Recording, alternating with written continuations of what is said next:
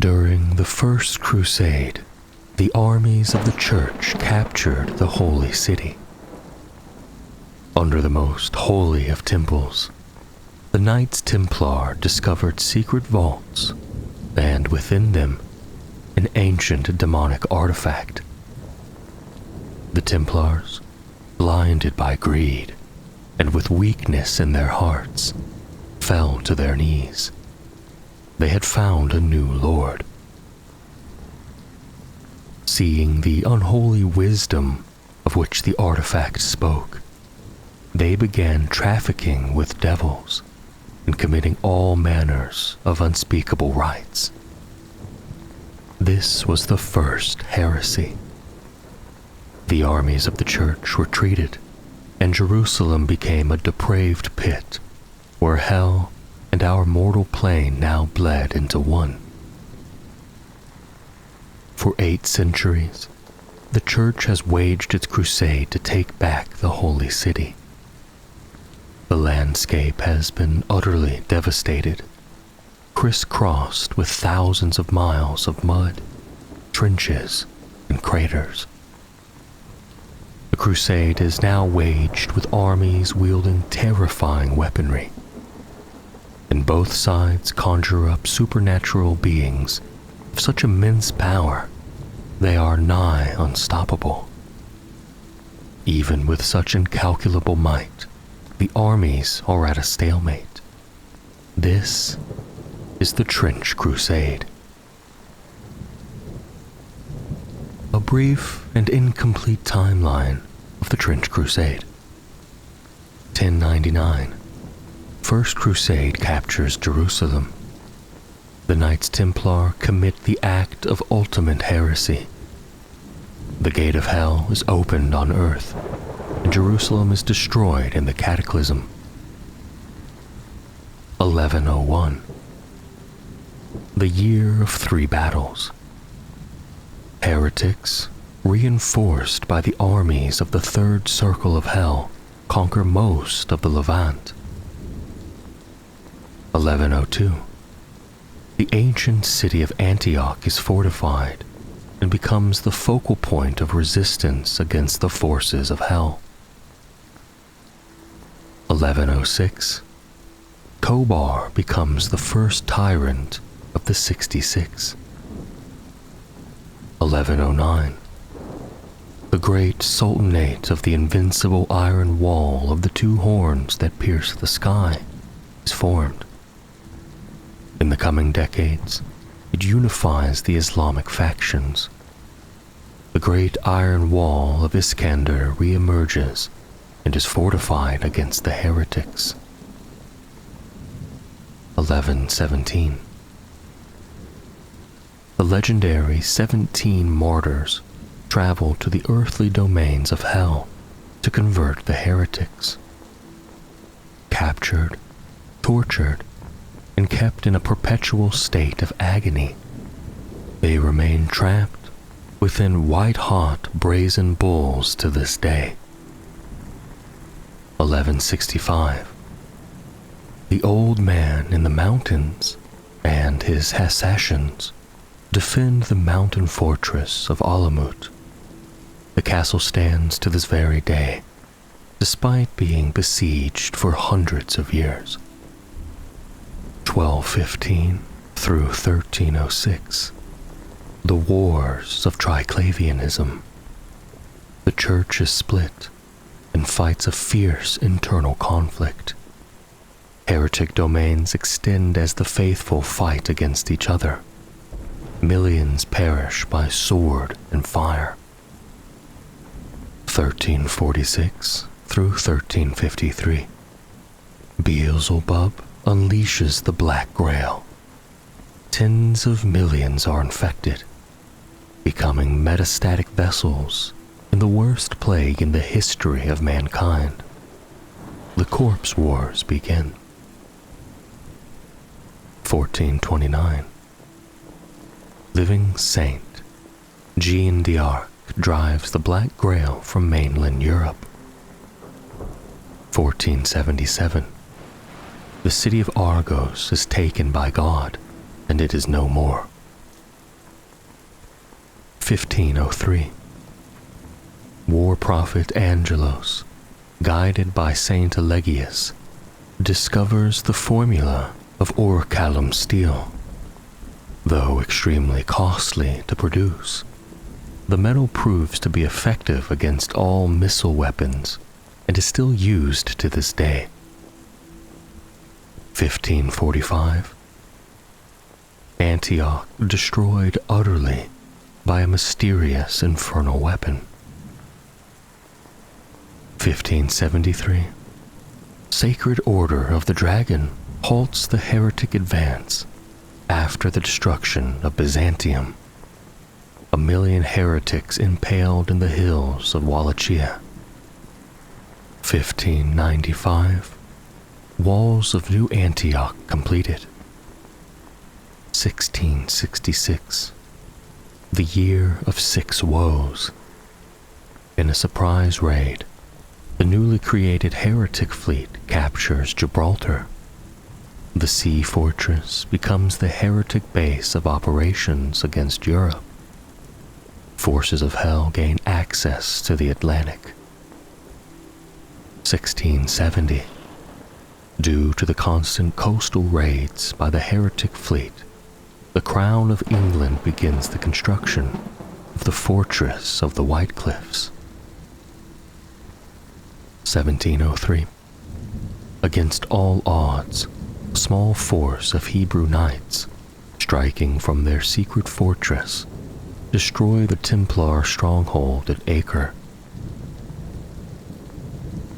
1805. Heretic fleet, under the command of High Captain Ranga, defeats the fleet of England in the Battle of the Bloodied Cliffs. Admiral Nelson is slain in combat. 1866.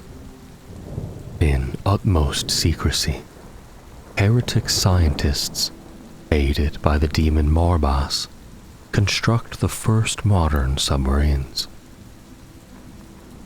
1870.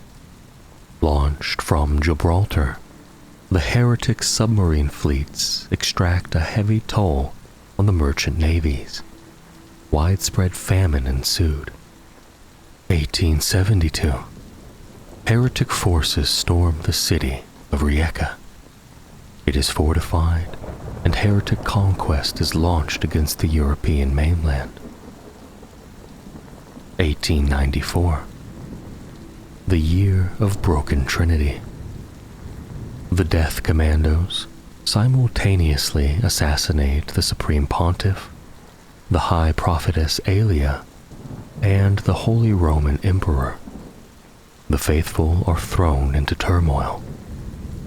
The Heretic Legions, commanded by Hell's nobles of the Seventh Circle and a huge vanguard of tanks, launch a simultaneous lightning offensive in the Levant and Europe. 1899. The Church space program commences. 1907. The construction of the moving fortress of Britannia is completed. 1910. Battle of Cordoba. A bloody stalemate. Heretic artillery devastates the ancient city, but the heretic forces fail to gain access to the heartlands of Hispania. 1914. The present day. Both sides are preparing for major offensive operations. In the huge swaths of no man's land, furious skirmishes and raids increase in intensity as the faithful and the heretic vie for information, powerful relics, and securing strategically important positions. Armaments of the Trench Crusade. After raging for 8 centuries, the Great War has produced a bewildering variety of weaponry, equipment, and armor, and due to the power of both heaven and hell taking active role on the battlefields, a war band participating in the Trench Crusade often has a fascinating an exotic panoply of both ancient and modern weapons. It was the work of the followers of Saint Eligius, the patron saint of metal workers, that allowed the weaponsmiths and armorers of the Holy See to produce steel alloys imbued with divine light, metals more malleable and harder than any normal steel. Though the cost is enormous, suits of armor can be wrought that are able to withstand a hail of bullets. This excellence of the infantry field armor remains to this day, keeping abreast with the advances of firearms and explosives. Meanwhile, the Heretic Legions have gained access to hellish metals from the twisted crucibles of Tartarus, exceeding the strength of mundane steel, though often at a terrible cost. For carrying such weapons, or donning an infernal suit of armor, burns both the body and the soul, leaving behind festering wounds that never heal. Thanks to these advances in metallurgy, titanic artillery pieces exceeding 300 feet are constructed in the foundries of New Antioch, while the forges of hell turn out truly colossal machines of death of their own. The largest known piece, the dreaded Mouth of Hell, measuring a staggering 666 feet in length and boasting 1,666 millimeters in caliber. The massive artillery barrages pockmark no man's land, creating a hellscape on Earth between the heretic and the faithful forces. It is over these pieces of land that the war bands of both sides travel, scouring every inch for usable weapons, holy objects of power, ammo, food, armor, and more. Due to the protection offered by modern armor, close-quarter combat is frequent and brutal. Trench clubs and polearms, lead-tipped great maces, and hell-forged swords are all used to deadly effect when storming enemy trenches. Enemies, such as Heretic Anointed, are often so heavily armored that only concentrated effort can bring one of these survivors of the Lake of Fire down. And even then, they often have to be finished off in brutal melee combat with Misericordia daggers, looking for a chink in their unholy armor. Those brave or suicidal enough wield anti-tank hammers, polearms with explosives powerful enough to tear apart even the strongest of armor. Still, the humble bolt-action rifle is the workhorse of the battlefield, and most Yemen soldiery, such as Heretic Legionnaires, carry it. Many other weapons, though rarer, are in common use. Machine guns, sniper rifles, grenades of both shrapnel and gas variety, as well as experimental anti-material rifles.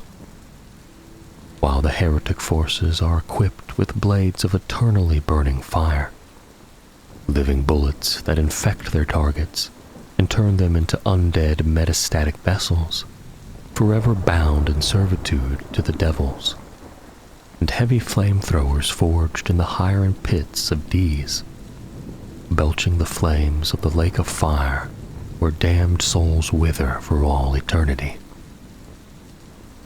With both infernal and divine powers actively at work on Earth, holy icons, symbols, cursed trinkets, and unholy artifacts are carried by soldiery of all ranks.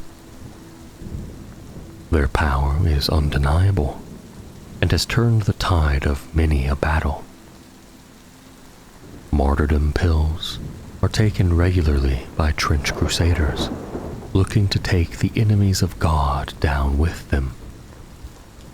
They inure the faithful against pain and exhaustion, but extract a brutal toll after their effect wanes. Many trench pilgrims wear iron capirotes that both shield their minds from the horror of the creatures of hell, but also incorporate a gas mask in their design, a useful feature on battlefields where the use of chlorine and mustard gas, as well as more dire fumes created by the twisted chemists in the Bulgius of Inferno, is commonplace. Elite forces have even more advanced and esoteric equipment and arms. For example, the observers of the Synod of Strategic Prophecy wear a specially constructed helmet which allows them to hear the voice of God, and thus allows them to perceive immediate past, present, and future simultaneously to a degree. This allows them to perform martial feats unrivaled, but it comes at a cost. A living human is not meant to hear the holy words, and as the voice of God never decays, they must concentrate with superhuman focus to hear what they need to pick the right course of action. Sleep is impossible with the divine echo ringing in their ears. Heavy sedation and use of mind-altering drugs is necessary for them to withstand the heavy burden of their battlefield role for any length of time. The trench pilgrims of the procession of the sacred affliction are known for their zeal for close-quarters combat, their icon armor and shields, which, despite appearances, can withstand machine gun bullets, and the millstones they carry in order to tie them around the necks of sinners before they suffocate them in the mud and blood of no man's land. The Principality of New Antioch. For 300 years, the Principality of New Antioch has stood defiantly as the focal point of the church and the faithful, at the very edge of the shadow cast by the gate of hell. It is the home of all our hopes, the bulwark against heretic forces, and the first line of defense against the devil's might. Should New Antioch fall, all the Levant will be lost. War has never left this corner of the world. The ancient city of Antioch was destroyed by a mysterious demonic weapon in the year 1545, but the faithful never gave up their positions in the ruins. Despite the lethal demonic essence emanating from the crater that was left behind, the garrison held on. Even as mighty Constantinople fell to the legions of Chimaras, marquis of hell. Before it was destroyed, the ancient city of Antioch was always the first line of defense to be put to test. Thus, it is no wonder that in the year 1559, the Sword Congress of Vienna agreed to rebuild and fortify the city, and that a yearly tithe is to be sent to New Antioch by all the faithful nations, though this levy is rarely in the form of coin. Instead, endless supply trains of foodstuffs, tools, ammunition, weaponry, machinery, and skilled workers and engineers come from across Europa and the Mediterranean Sea, as well as the African dominions. Keeping the supply routes open is a constant game of cat and mouse. as heretic infiltrators and raiders harry the caravans and ships that allow the principality to exist to this day. Since those days, New Antioch has grown to be the most important fortress city in the world, the sword and the shield of Europa and Africa. All of the princes of the church and heads of the various states and domains who oppose hell understand that it is better to fight their battles against the heretics away from their heartlands. To this day, New Antioch has withstood 8 great sieges, and its famed walls, with their 77 mighty towers, have never been breached. This is partly due to hundreds of anchorites, metallic battle shrines with devoted entombed within them, that are embedded into the walls, keeping a vigilant watch day and night. More than anything else, it is the volunteers who come to serve under the banner of Christ that ensures the continuous existence of the principality. Thus, in the streets of the city, one can hear hundreds of languages and dialects. One might observe hussars of the Polish-Lithuanian Commonwealth brushing shoulders with the last remnants of the Varangian Guard, or hear the sermons of a street preacher from Erie extolling the soldiery of Ethiopia to lay down their lives for the cause. Perhaps they might even witness the church engineer's procession taking their latest invention to be tested on the front lines. This all happened under the watchful eyes of the Office of the Propagation of Virtue that tirelessly patrol the streets. While they are quite happy to turn a blind eye to the revelries of soldiers, they ferociously persecute even the slightest deviation from church doctrine. The execution of heretics is a weekly spectacle that draws immense crowds. Factories spew black smoke as newly constructed tanks roll out of the workshops. Foundries burn white hot day and night in order to keep the artillery battalions, the pride and joy of New Antioch, at full strength. In the techno-laboratories of the city, the church toils away in creating the superhuman communicants empowered by the cloned flesh and blood of the Redeemer. Thousands of workers give their lives in horrific accidents and overwork each year, and great statues celebrating their sacrifices stand around the city.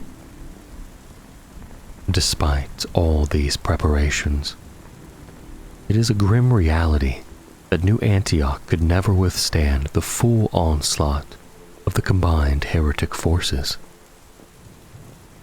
It is only thanks to the ferocious and bloody internal conflict amongst the devils that has allowed the principality to stand to this day.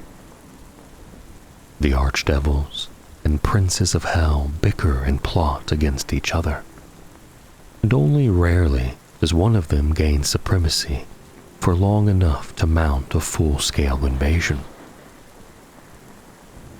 Even though the war has stretched for centuries, with decades of nervous lull between great battles, the rulers of hell are immortal, and to them, the war has barely even started.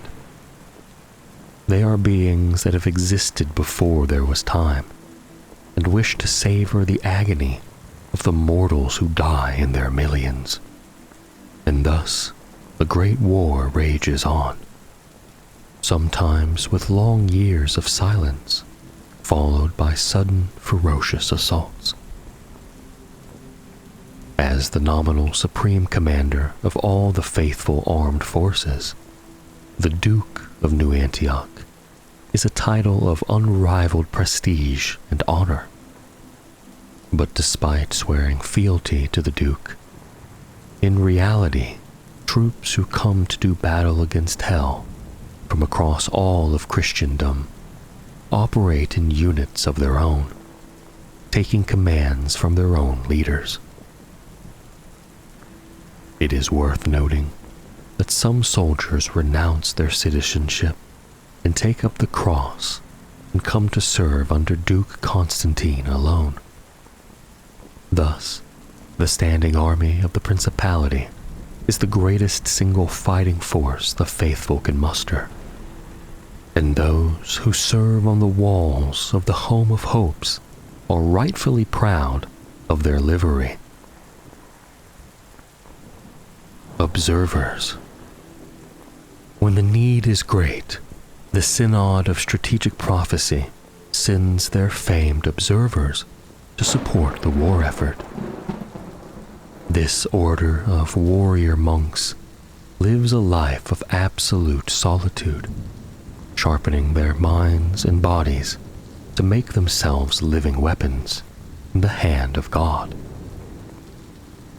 Once a soldier joins the order, they very rarely leave the temple of the Word, the only exception being when they are summoned to the battlefield, a situation where their unique abilities can decisively shift the balance in favor of the faithful.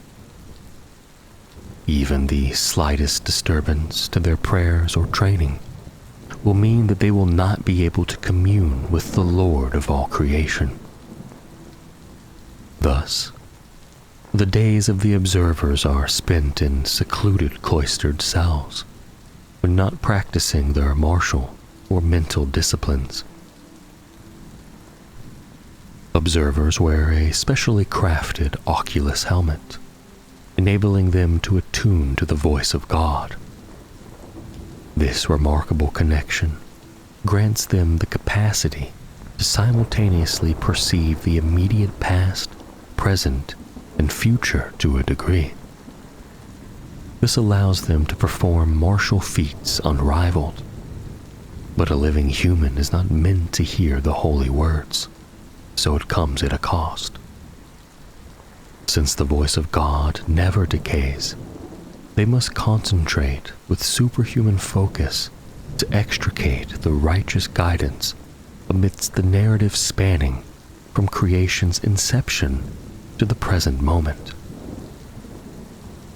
The resonance of the divine echo ringing ceaselessly in their ears renders sleep impossible. Therefore, they must resort to potent sedatives and mind-altering drugs for them to endure the heavy burden of their battlefield role for any length of time. The observers diligently practice the recitation of the words of God, granting them the power to issue commands to anyone they address, friend or foe. The special metal of their helmets allow them to replicate the holy word as closely as it is possible, compelling any creature in creation to obey them momentarily to a degree. Though they master many weapons, the trench polearm stands as the preferred choice for the observers. This tool allows them to skillfully vault over barbed wire and drop into enemy trenches with devastating force. Guided by the omniscient words of the Almighty, they possess the ability to evade nearly any strike. With proper focus, they foresee impending attacks within the crystal of the Eye of God that is incorporated into their helmet. As such, enemies' efforts to take them down are often frustrated, since the observer simply moves the minimum required to avoid any harm, knowing precisely where the blow of the heretic was going to land. However, even the slightest slip in their concentration means that they might lose the voice of God that guides them. rendering them just as vulnerable to death as any other mortal soldier. Paladins.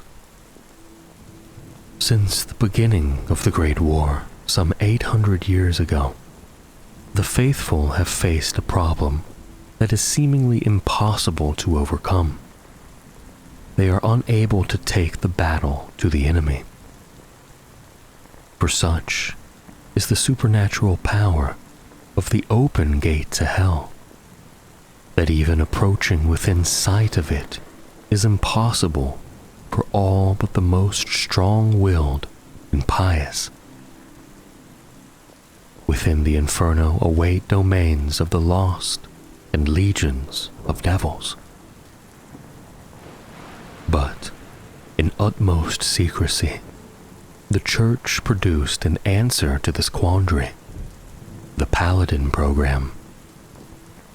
Paladins are by far the greatest creations of the Mentalist order. They are near perfect communicants, for in their veins flows the purest blood that the Metachrist program has been able to produce. Paladins are warriors with such physical stature and inner holiness that not only can they approach Jerusalem's vale of tears, but also enter the very gates of Inferno and undertake missions within hell itself and return to tell the tale. Each is said to represent near perfection of human form, both mind and body, though much scarred and burned from the long centuries of war they had been forced to endure for the sake of all in creation. Paladins reside in secluded cells within a secret wing of Castel Sant'Angelo until the hour comes and the Council of Saints sends them forth to do battle. In such time, the Paladin emerges from their seclusion. They go to their arming chamber and kneel at the center upon the mosaic of the militant Christ the Lion. They are then armed and armored by blinded and gelded serfs, for no impure gaze or carnal desire is to fall upon the Paladin by the servants of the Church, and briefed on their mission by one of the cardinal generals. They are given the last rites prehumously should they fall, for there is no mission more dangerous than the war within Gehenna. Originally, there were 12 paladins, but now only 9 remain. 2 have fallen in battle, and it is rumored one has turned traitor, though the Church vehemently denies such slander upon pain of death. Despite ceaseless efforts, the Holy Mentalist Order have been unable to produce even a single new paladin in the last 3 centuries. It has proven just as difficult to replace their holy armor and weaponry. Since the destruction of the holy city of Jerusalem, it has not been possible to harvest more Golgothic tektites required for the machining process for the paladins' armaments. Thus, their elaborate suits of armor, despite the fastidious care of the dicastery of the service of church militant disciples, are much scarred, burned, and corroded. And many pieces of armor have been slated to be reforged in a vain hope that even the tiniest shard of the required materials could be recovered. Thus, each paladin is forced to endure searing pain like no earthly suffering where their armor has weakened, relying on their unshakable faith during their lonely crusades into perdition. Each of the 9 circles of hell has its own foul atmosphere and deadly environment, from noxious fumes to burning heat, or bitter coldness below absolute zero, requiring a specific suit of armor to withstand the infernal elements. Thus, when a paladin enters the gates of hell, they know they must succeed alone or die trying. No help will be forthcoming, not even from one within their own order. Paladins are only used under the orders of the Council of Saints, and even then, extremely sparingly. Each mission they undertake must bring great and tangible benefits for the Church and the overall war effort, and its long-term benefit must be determined by the Synod of Strategic Prophecy. Paladins are tasked with missions such as exterminating key nobles of hell, destroying laboratories creating some new devastating variant of the Black Grail, or interrogating devils with holy fire in the blood of the Lamb until they give up their infernal plans. Trench Pilgrims. As the war rages against the minions of hell, strange visions torment the faithful across the globe. Men and women touched by heaven are granted visions, and revelations are made by the messengers of God. Sisters of the holy orders are marked by stigmata and take up sword and cross as instructed by the angels. Those who have transgressed seek to atone for their sins by taking as many followers of the devil with them to the afterlife. So they come, the mad and the maimed, the God-touched and the guilt-ridden, all gathering around prophets and prophetesses, forming trench pilgrim processions, disorganized groups which arm themselves and follow the prophets of the Lord unto the front lines. They fight with unrivaled zeal, throwing themselves against the heretics and arming themselves with anything they can get their hands on, from the oldest muskets to scourges and Molotov cocktails. Pilgrims are not officially sanctioned by the Holy See, but the Church still blesses the crusades of the faithful. Thus, the pilgrim processions are a common sight on the battlefields, often charging across no man's land in suicidal assaults against the heretics, directed by the visions of the prophets and prophetesses who lead them, and urged on by the whips of the castigators who are charged with instilling the fear of God in their troops. The bulk of the pilgrims are men and women with little military training, but when they don the iron capirote of the trench pilgrim, they can face even a demon from the deepest Balgius of hell unflinchingly. Nor is death necessarily an end to their mission.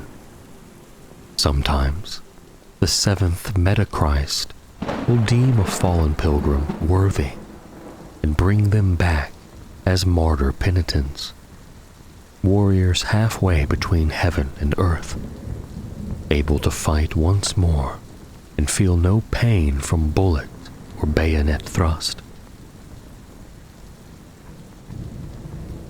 Rarer and more dangerous are the stigmatic nuns, holy sisters who manifest wounds to match those of the third Metachrist, whom the nuns venerate.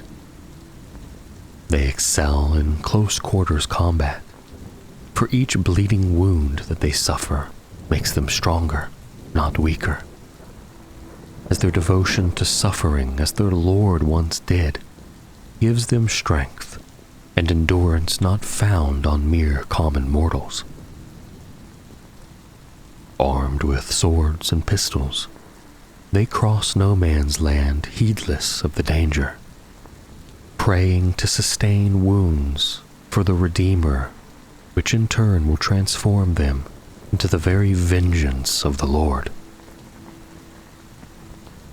In front of the trench pilgrims are driven the ecclesiastic prisoners, either captured enemies of the true faith, forced to make a final act of contrition, or volunteer sinners seeking redemption. Each is strapped with high explosives, which are detonated once they reach the enemy lines. They dash across the killing grounds, hoping to either miraculously survive the blast and escape, or take as many followers of Lucifer with them as they can, depending on their convictions. The most puissant of pilgrim processions will be accompanied by a shrine anchorite, a metal behemoth some 12 feet tall, a living altar of war almost completely immune to any damage. The interior of the anchorite is covered in spikes and barbed hooks, so that the monks who control this colossus is in a constant state of torment, rejoicing in the pain so they can suffer as their Lord once did.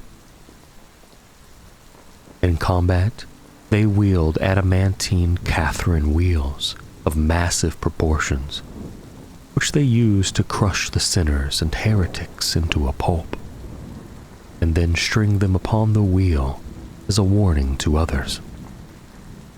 There is a bewildering number and variety of trench pilgrim processions. The penitents of pious revenge swear in the name of Saint Olga and use flamethrowers, burning grenades, and incendiary ammunition to assail the heretics. The pilgrims of the Iron Path follow Saint Rita of Cassia and go to battle with hammers, mauls, maces, and cudgels, and hammer nails into their head in the memory of the saint they venerate. The Theban Legion of Rome carries the heads of the heretics upon their standards in the memory of their patron, Saint Maurice. They fight with swords and other blades, competing with each other for the number of heretic heads they amass. Shrine Anchorite. Shrine anchorites are metal behemoths some 12 to 15 feet tall, a living altar of war almost completely immune to any damage, with a diesel engine belching smoke and trumpets echoing with prayers. The interior of the anchorite is covered in spikes and barbed hooks, so that the monk pilot is in a constant state of torment, rejoicing in their pain so they can suffer as their Lord once did. The exterior is festooned with icons, holy relics, and devotional prayer scrolls, each according to the traditions of the pilgrim sect that the anchorite serves. The first anchorites were built a long time ago in the fortress monastery of Velahrad in Great Moravia.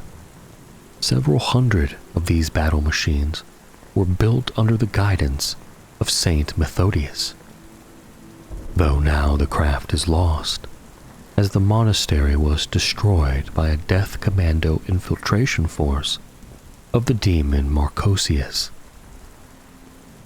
Later innovations of the engineering foundry of New Antioch created machine armor, a far smaller but more maneuverable personal protective suit based upon the anchorite design.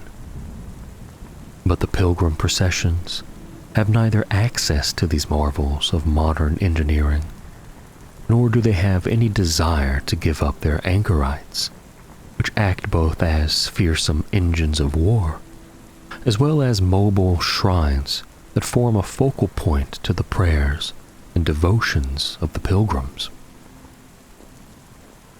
The pilot monk or nun, once installed, never leaves the shrine anchorite until the day they die. Once they fall in battle, or rarely of old age, their remains are reverently removed, and body parts are preserved in reliquaries mounted upon the anchorite. Thus, each of these war machines is a testament to its long history of war against the forces of hell. In battle, each anchorite carries a great adamantine Catherine wheel, as well as an immense bone-breaker mace to bring the wrath of God upon the sinners, heretics, and apostates. In a show of piety and atonement, it is a common practice for trench pilgrims or stigmatic nuns to volunteer to be broken on the wheel and serve in their final battle mounted upon this device of execution, as a sign of both their willingness to suffer for their sins and for the spiritual protection their sacrifice is said to grant to the anchorite. The church frowns upon this custom, but pilgrims flock to their anchorites on the eve of any battle, hoping to be granted the honor of perishing upon the wheel. Epidemics of typhus, malaria, typhoid, smallpox, yellow fever, pneumonia, trench fever, Marquisian disease, and countless others ravaged the trenches and battlefields of the Great War. But they all pale in comparison to the most dreaded of them all, the Black Grail. Beelzebub, Lord of the Flies, stands apart from the other lords of hell, who act mainly through their mortal followers. Instead, when he periodically gains supremacy in the bitter power struggles of the archfiends, he sends forth his deadliest curse. Infused with demonic essence from the bowels of the seventh layer of hell, where the putrid fortress of Beelzebub stands, spews forth a torrent of demonic hellflies, scorpions, locusts, and other infernal insects. The hellgate opens, and a veritable tide wave of foulness emerges, flowing across the land at startling speed, consuming everything and leaving indescribable horror in its wake. After 9 days, the insect swarm exhausts itself, devouring its own in its insatiable hunger. The Black Grail is indiscriminate in its hatred of all living things. Its infections can spread to virtually any living biological matter, which bursts forth with tumors, boils, and weeping pustules. Puddles and ponds of melted flesh were left in its wake, endless mouths left screaming in their agony. For the Black Grail destroys the body, but leaves the mind intact to suffer. The scientist priests of the church and the alchemists of the Sultanate fervently look for a way to inoculate their people against this foulest of diseases. But thus far, they are without success. The only answer is to burn the infected settlements with specially constructed flamethrower tanks that use holy anointing oil as the fuel for their weapons. But if this is not done, or the countermeasures are too late, what happens next is even worse. Bodies of men, horses, dogs, insects, and other animals of every kind that are infected by the Black Grail lurch to their feet, driven by a demonic will. Not living, not dead, they become vessels to spread the corruption of their master ever further, forming war bands that strive to find and infect life of any kind. They also gather things that mortals value and bring this loot, as well as grisly trophies, to the feet of the idols of Beelzebub they erect. Thus, the cult of the Black Grail mocks the devotions of the faithful and their prayers. At the head of such warbands stand the Knights of the Order of the Fly, those most depraved men and women who willingly embrace the Black Grail, and whose devotion Beelzebub finds sufficient. They are granted weapons, armor, and equipment corrupted by the hand of the Archfiend in exchange for sacrifices brought to the altars of Beelzebub, which these warbands build wherever they go. Objects of grisly horror, constructed from the remains of their victims, shaped into the form of monstrous flies. The polluting effect of the Black Grail is the gift of Beelzebub, Lord of the Flies, spread by the insects bred by his own hand in the seventh layer of hell. It is a tidal wave of his foulness, in the form of demonic vermin, septicemia, tainted insects, plague, and impurities that pollute both body and soul.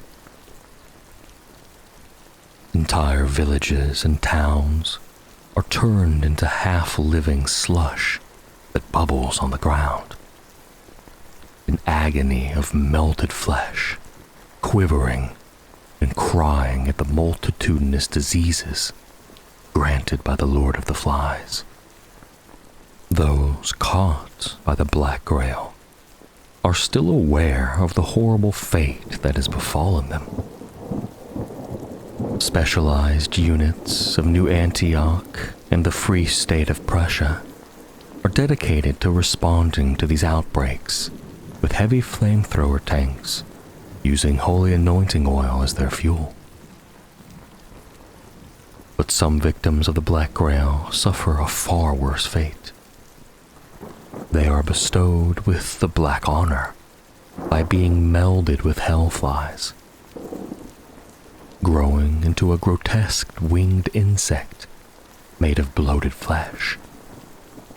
After this torturous metamorphosis, they take to air as heralds of Beelzebub, the winged squires and scouts of the Order of the Fly. Their vestigial human bodies are still conscious as they are slowly eaten from within to be used as fuel by the herald. All the while, their warped bodies fight for the glory of hell against their will. The heralds are the vanguard in any assault of the Black Grail, and the ear-numbing drone of their wings strikes terror in any defender, breaking their focus and sapping their willpower. Heralds wield discarded weapons, contaminated with horrible worms that churn through them, which in turn infect their victims. Each diseased bullet has sentience of its own, finding even the smallest chink in any armor, burrowing into the nervous system and liquefying the internal organs from within. When the tide of black Grail comes, many mortals cry out to Beelzebub in their despair, hoping that the Lord of the Flies would spare them in exchange for worship and servitude. But their prayers fall on deaf ears, for the Prince of Gehenna hates all creation and only wishes to warp it into a form pleasing to him and hateful to God. But there are few mortals, exceedingly rare, who truly share the vision of Beelzebub and wish the world to end in a putrid, parasite-infested mass, eternally writhing in the throes of the endless plagues bestowed upon them by the Black Grail. Many of them are secret and highly skilled killers, men and women whose pleasure is to murder repeatedly, plying their craft in secret, wishing one day to do it openly. From amongst such twisted individuals, the most depraved are inducted into the ranks of the unholy order of the Fly, known as Plague Knights. When the Black Grail comes, they come out calmly and welcome the wave of corruption, not consumed by it, but rather warped into a cadaver-like creature, halfway between life and death. They retain sentience, intelligence, and a dim memory of their past lives, making them extremely useful at leading the Black Grail into the isolated farmsteads and remote settlements that might otherwise escape the clutches of Beelzebub. The more living creatures a Plague Knight can find and warp beyond recognition, the higher they will climb in the ranks of the Order of the Fly, and the greater favor they will find in the eyes of Beelzebub. Amongst their rank, there are 12 Plague Knights of great renown, made in mockery of paladins of the Church, great champions of the Fly.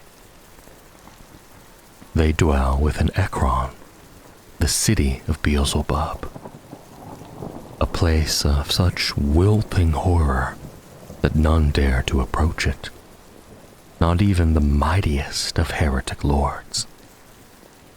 But sometimes the orders of their lord come to their ears, and then the mightiest of Plague Knights strike forth, following orders carried out by the deafening buzz of trillions of beating wings of hellflies.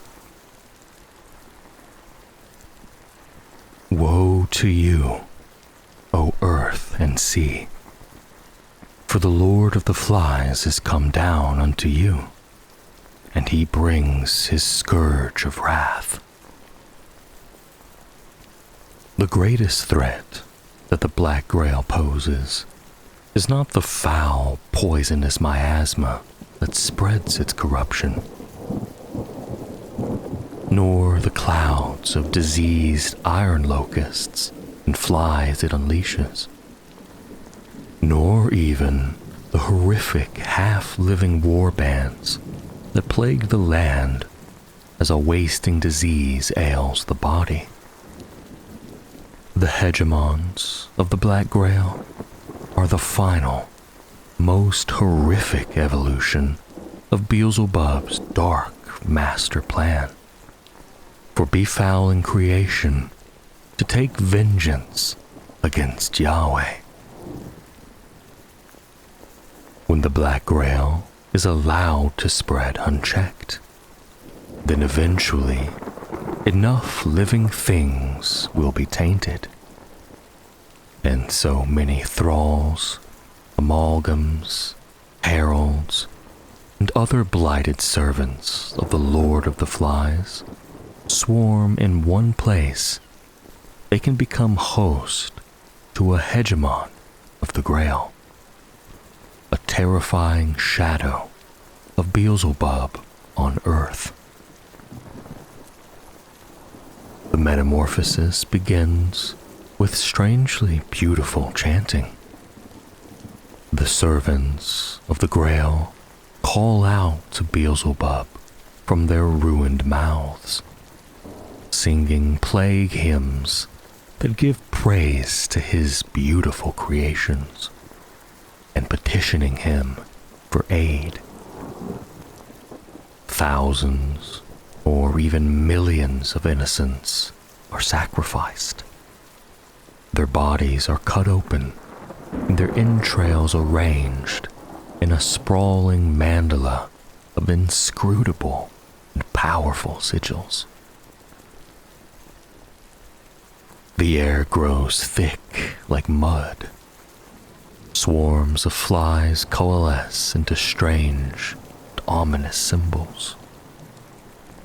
A dreadful abscess forms in the sky, from which great bolts of diseased blood strike the tortured earth.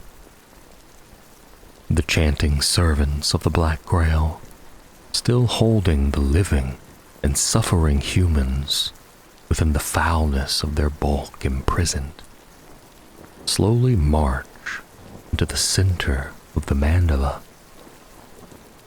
In an agonizing ritual, they meld together into a putrid mound of colossal proportions. As the last vestiges of the human hosts melt away, this quivering mass transforms into a new and terrifying shape.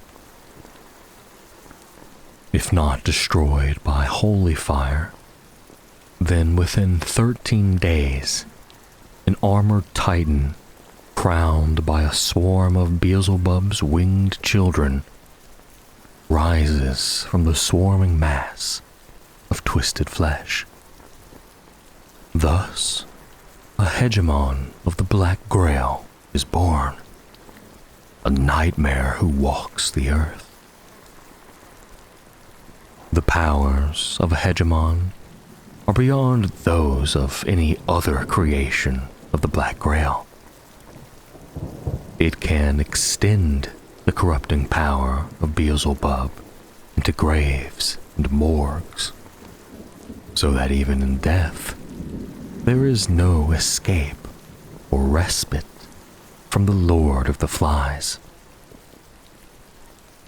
In battle, the 100-foot monstrosity can challenge entire battalions of infantry and whole tank corps.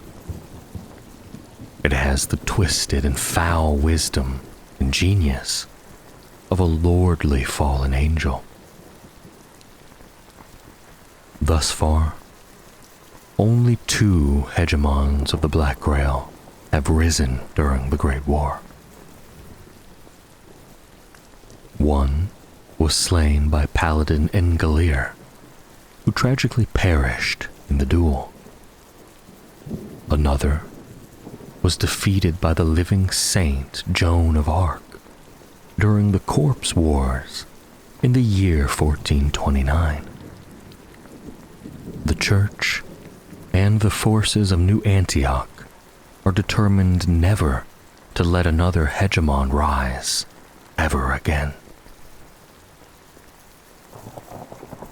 In the year of our Lord, 1429, after 66 years of bitter warfare, the great hegemon of Beelzebub, Yesernia Rex, was finally brought down by the combined forces of the Church, led by the living saint Joan of Arc. The final cataclysmic battle of Valence saw the destruction of most of the forces of the Black Grail in mainland Europa, thus ending the Corpse Wars. Enraged by this defeat, the fury of Beelzebub knew no bounds. He had invested so much of the power of the Black Grail on the fallen hegemon and his legions that the hatred of the Lord of Flies turned on his failed followers. The Prince of Decay cursed his miserable progeny and cast them out of the Order of the Fly, dooming them to wander the earth, mourning for their lost hegemon until time itself is no more. But not all members of the cult of the Black Grail that took part in the Corpse Wars suffered the same fate. From the city of Akron, where the power of Beelzebub has always been at its greatest since the Elder Days, came the priests of the Black Grail, who acted as messengers and heralds to the hegemon. Advisors sent by the Lord of the Flies himself to plot the conquest of the church heartlands. They were part of the religious rather than the military hierarchy of the Black Grail, and as such were bound to the Lord of the Flies directly. When the war was lost, these high-ranking servants of the cult and their personal guards broke through the faithful encirclement and turned south. Though victorious, the exhausted and decimated forces of France, the Holy Roman Empire, and the Crown of England decided not to pursue the last remnants of the seemingly broken foe. This mistake proved to be a costly one. Instead of fleeing toward heretic domains, the forces of Beelzebub stormed the city of Aganon. The city had been fortified against just such an occasion, but it was betrayed from within. Hidden cultists of the Lord of the Flies opened the gates to the invaders at night, led by the traitorous cardinal of the city. His name is now struck from all records, but it is said that he had grown jealous of the Supreme Pontiff, wishing to be seated on the throne of Peter himself, but he had been denied. Humiliated, he sulked into the bishopric of Avignon to slowly plot his revenge.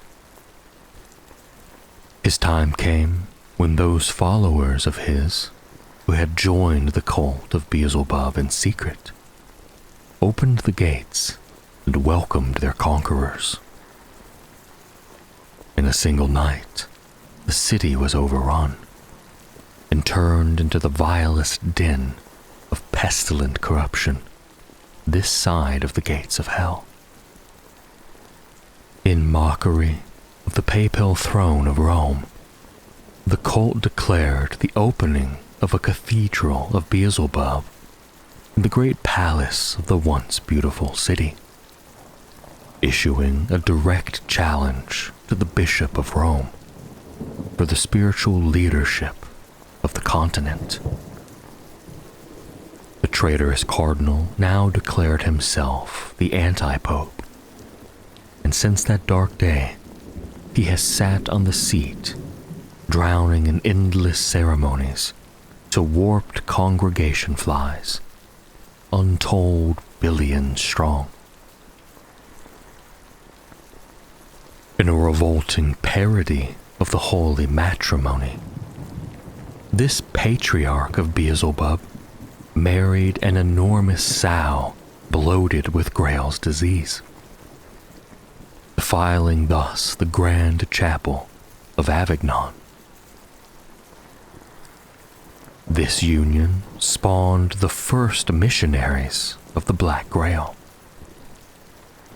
These creatures are a mix of unclean beasts and the high clergy of the cult, filled with missionary zeal to convert mortals to their cause, with far greater autonomy and intellect than the soldiers of the Grail. These children of the Fly lead missionary war bands which the Patriarch sends out to challenge the spiritual supremacy of God rather than conquer the lands, as is the duty of the Order of the Fly. After many torturous years under the rule of the cult, Avignon is now so ridden with the most virulent and unique strain of the Black Grail that its recovery seems to be a cause with no hope of success. The very earth is warped and teems with parasites and maggots, infested with the filth of Beelzebub, with trillions of eggs hatching each year to overwhelm the city with further decay. Every faithful force sent to raise the city has only succeeded in swelling the numbers of its monstrous inhabitants, as its would-be conquerors have succumbed to the power of the Black Grail, which never wanes in this accursed place. Thus, a policy of containment has been chosen instead, as the servants of Beelzebub do not pursue an open policy of expansion. Because of this, significant forces are kept around the hinterlands of Avignon, both to contain the corrupt preachers of Beelzebub from infiltrating Europa, and to stop those deranged men and women who wish to join the ranks of the cult of their own free will. The number of such deranged people is disturbingly high, despite the best efforts of the Church. In revenge, the Patriarch of Beelzebub sends out his own bands of missionaries to spread the ecstatic word of the Black Grail across the globe. On moonless nights, music like the buzzing of a million flies can be heard rolling over Avignon's decaying ramparts.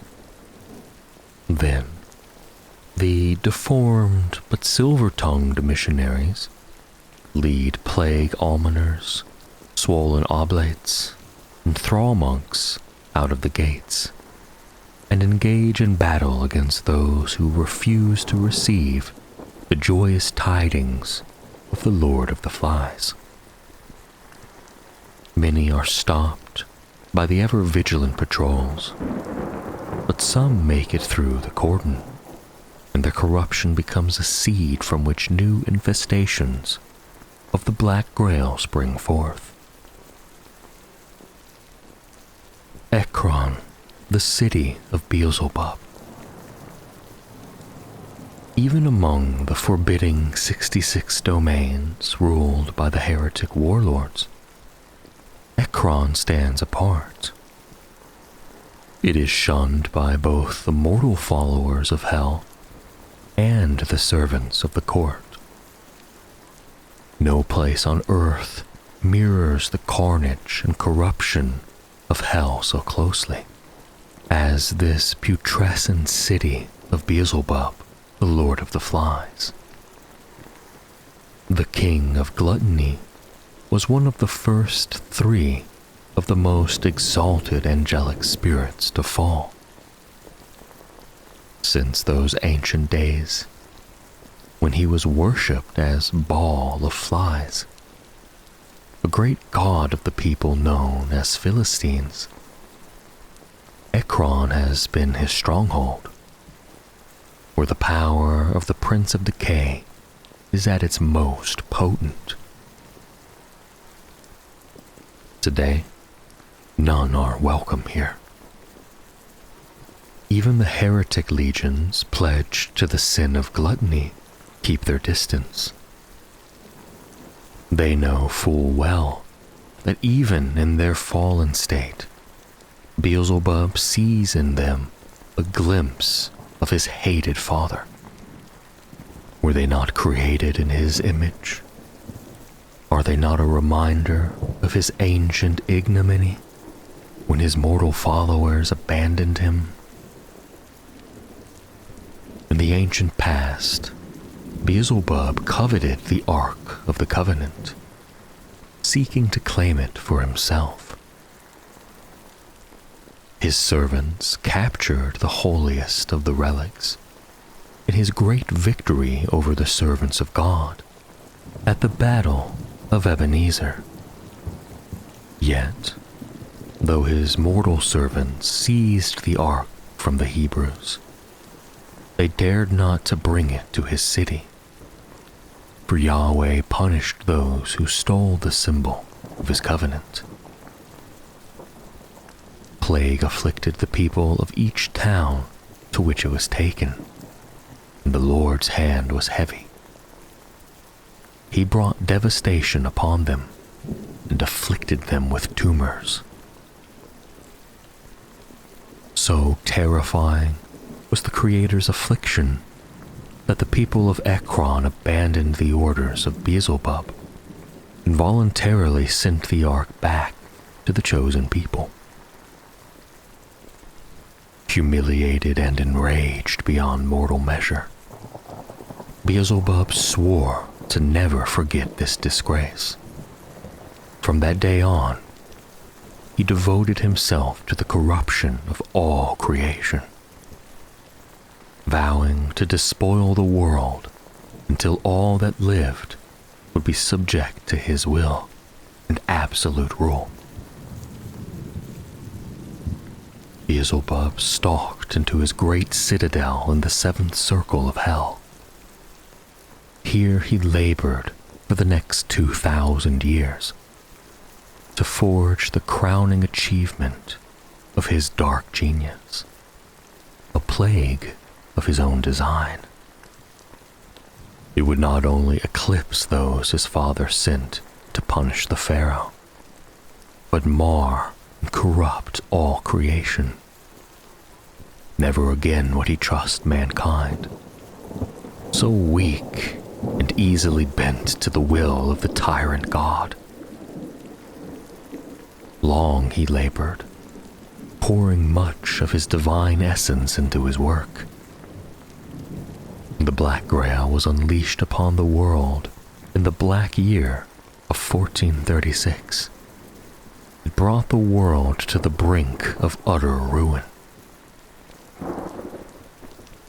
The newly established Order of the Fly raised the city of Ekron from the rubble, and the power of Beelzebub seeped through from the Hellgate of Jerusalem that was. It slithered for many miles, settling upon towers and walls, and streamed through the streets in a torrent of demonic hellflies, scorpions, locusts, and other infernal insects infested with the Black Grail. Ekron stands as the seat of Beelzebub's earthly power, where his worshippers assemble from across the world to offer tribute to the king of gluttony. Wherever the Black Grail spreads, and the Order of Fly raises its Lord's standard, they seek offerings to bring back to the city. To the missionaries of the Black Grail, it is a realm of beauty and divine vision, a whispered promise of the world to come, in a place their hearts yearn to behold. To everyone else, it is a domain of abject horror, where a fate worse than hellfire awaits. After nearly 600 years under the ravages of the Black Grail, Ekron is a city of overflowing splendor and revolting decay. Entire temples, churches, mosques, pagodas, shrines, and altars from every corner of the world are scattered throughout the city, borne there by the hands of untold millions of Grail thralls. Amid streets seething with undead corruption stand wonders of art. Marble statues, elegant porphyry pillars, frescoes, and icons of gold studded with precious stones. Yet though they are worth the ransom of 1,000 kings, it is not their monetary value that interests Beelzebub. It is thought that the Lord of the Flies can tap into these objects of devotion, feeding on the power of adoration that still lingers in these monuments of faith. Like a parasite swelling upon its host until it is swollen to the point of bursting, he leeches the power of faith until he is so engorged with it that his great wings might once more carry him skyward to storm the gates of heaven. To make the religious objects more palatable and pleasing to their lord and master, the clergy of the Fly conducts elaborate rites of desecration. Through complex rituals, they corrupt icons and holy places, transforming them into morsels, offerings to be devoured by his ravenous gluttony for worship and adulation. Yet, he will never be sated. Though he seeks to fill the terrible emptiness festering within him, his hunger can never truly be assuaged, no matter how much of creation he consumes. For what the Lord of the Flies hungers for, above all his other unnatural appetites, is the sole right to divine worship, a birthright he feels his father has usurped. In his mind, the natural order is for the parent to die so their offspring may rise in their place. And who more suited to take the throne of God than Beelzebub, the most gifted of his children? Thus, it is written in the tablets of Ekron, "Be not afraid, for behold, I bring you tidings of great joy, which shall be for all the people. For the Black Grail has come." A shroud of darkness blankets the world.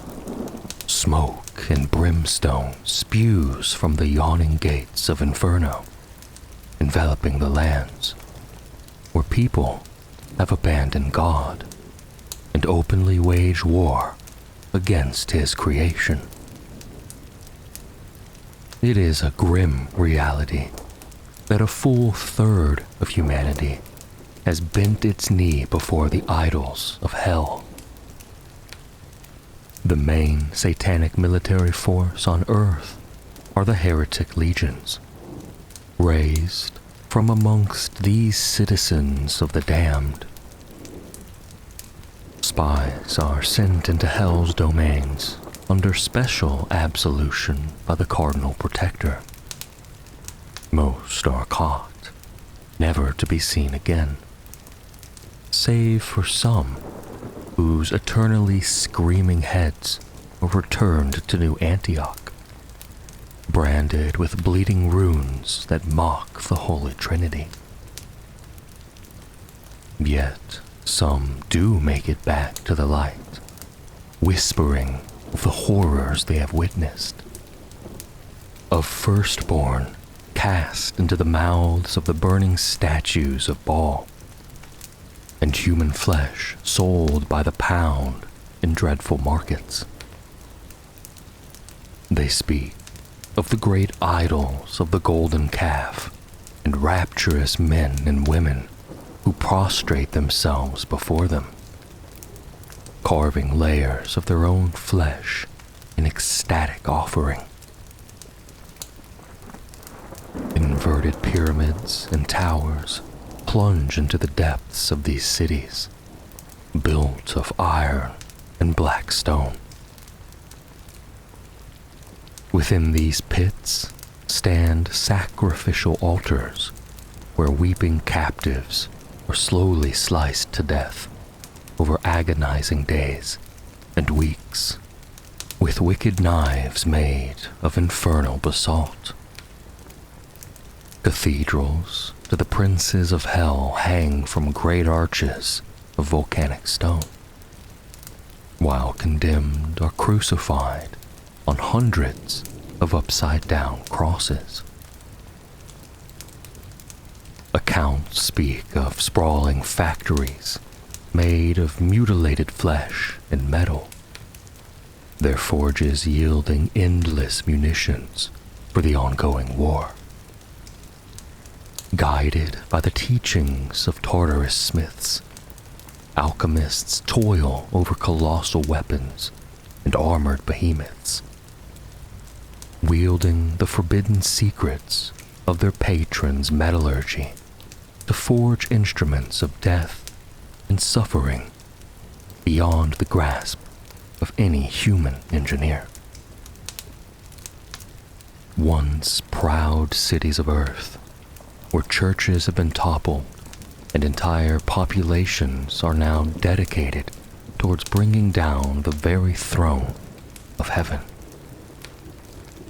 Amongst the forsaken citizens that endure within the earthly domains of hell, the greatest status is afforded to the soldiers fighting in the Great War. But joining the army of damnation is no easy task. Those who wish to win a place amongst the Heretic Legions must make an unholy pilgrimage to the burning bronze gate of hell, where, even from leagues away, the infernal heat sears both flesh and spirit until the pain becomes unbearable. In the Valley of Tears, the great road that leads to the gate, paved as it is with wailing souls and lamentations, is littered with endless mounds of charred bodies. Many are still half alive, writhing in agony, trapped in a grotesque twilight between life and death, their wickedness deemed insufficient. These discarded souls are doomed to writhe in agony till the day of judgment. Those who make it within the sight of hell's maw are considered worthy and are initiated into the legions, taking unbreakable vows that chain them into darkness for all eternity. Their bodies branded with the mark of the Devil Lord that has claimed them.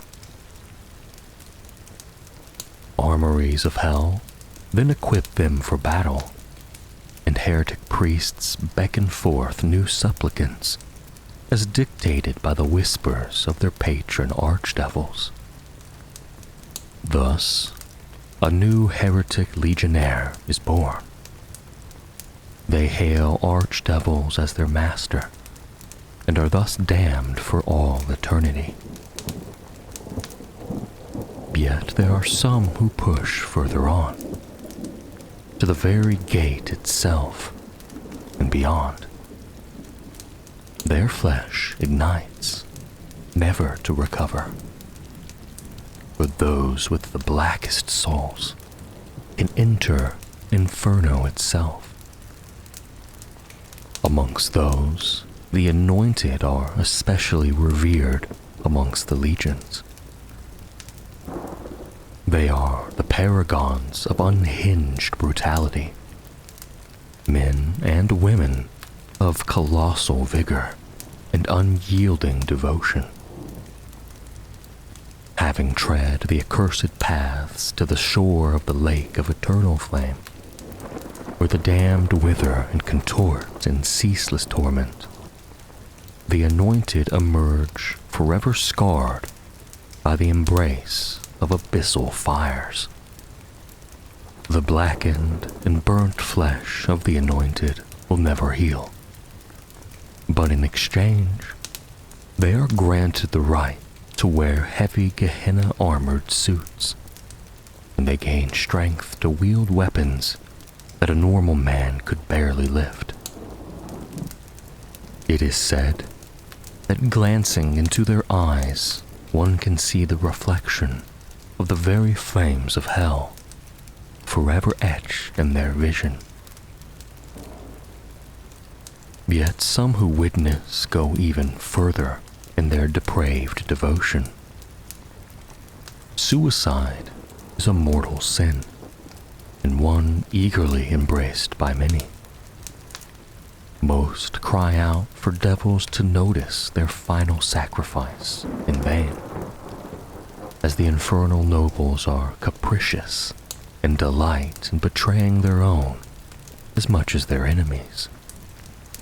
But those with truly wicked and depraved souls are resurrected in contempt of the Redeemer, coming back as choristers, horrific mockeries of creation, whose severed heads sing unholy hymns praising the devil, their voices causing the ears of their enemies to bleed.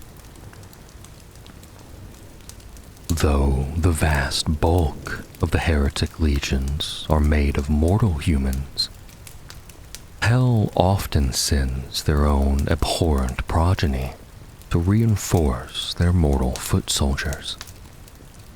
Nightmarish war beasts made of captured and possessed creatures, and dreaded artillery witches who act as mobile artillery supporting lightning assaults. Thus, in this accursed theater of war, mortals and abominations march hand in withering hand, bound by the suffering ties of damnation.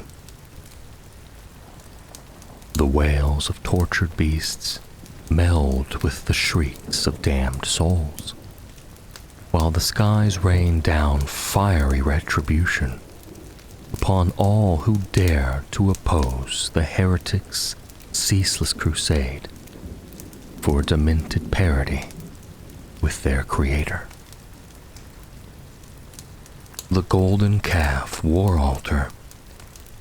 To the uninitiated, the black arts of Gothic magic are a thing of mystery, of bargains, pleas, contracts, and rituals where heretic priests, warlocks, and thaumaturges appeal to their dark patrons to wield supernatural powers. Gothic spells can grant immense power to interfere with God's creation, an act of rebellion to match the divine powers on earth. Some schools of thought say it is the acts of torture, sacrifice, and torment which gives the magic its power. And certain demon philosophers of the second circle point to the tyrant God granting Satan permission to torment Job.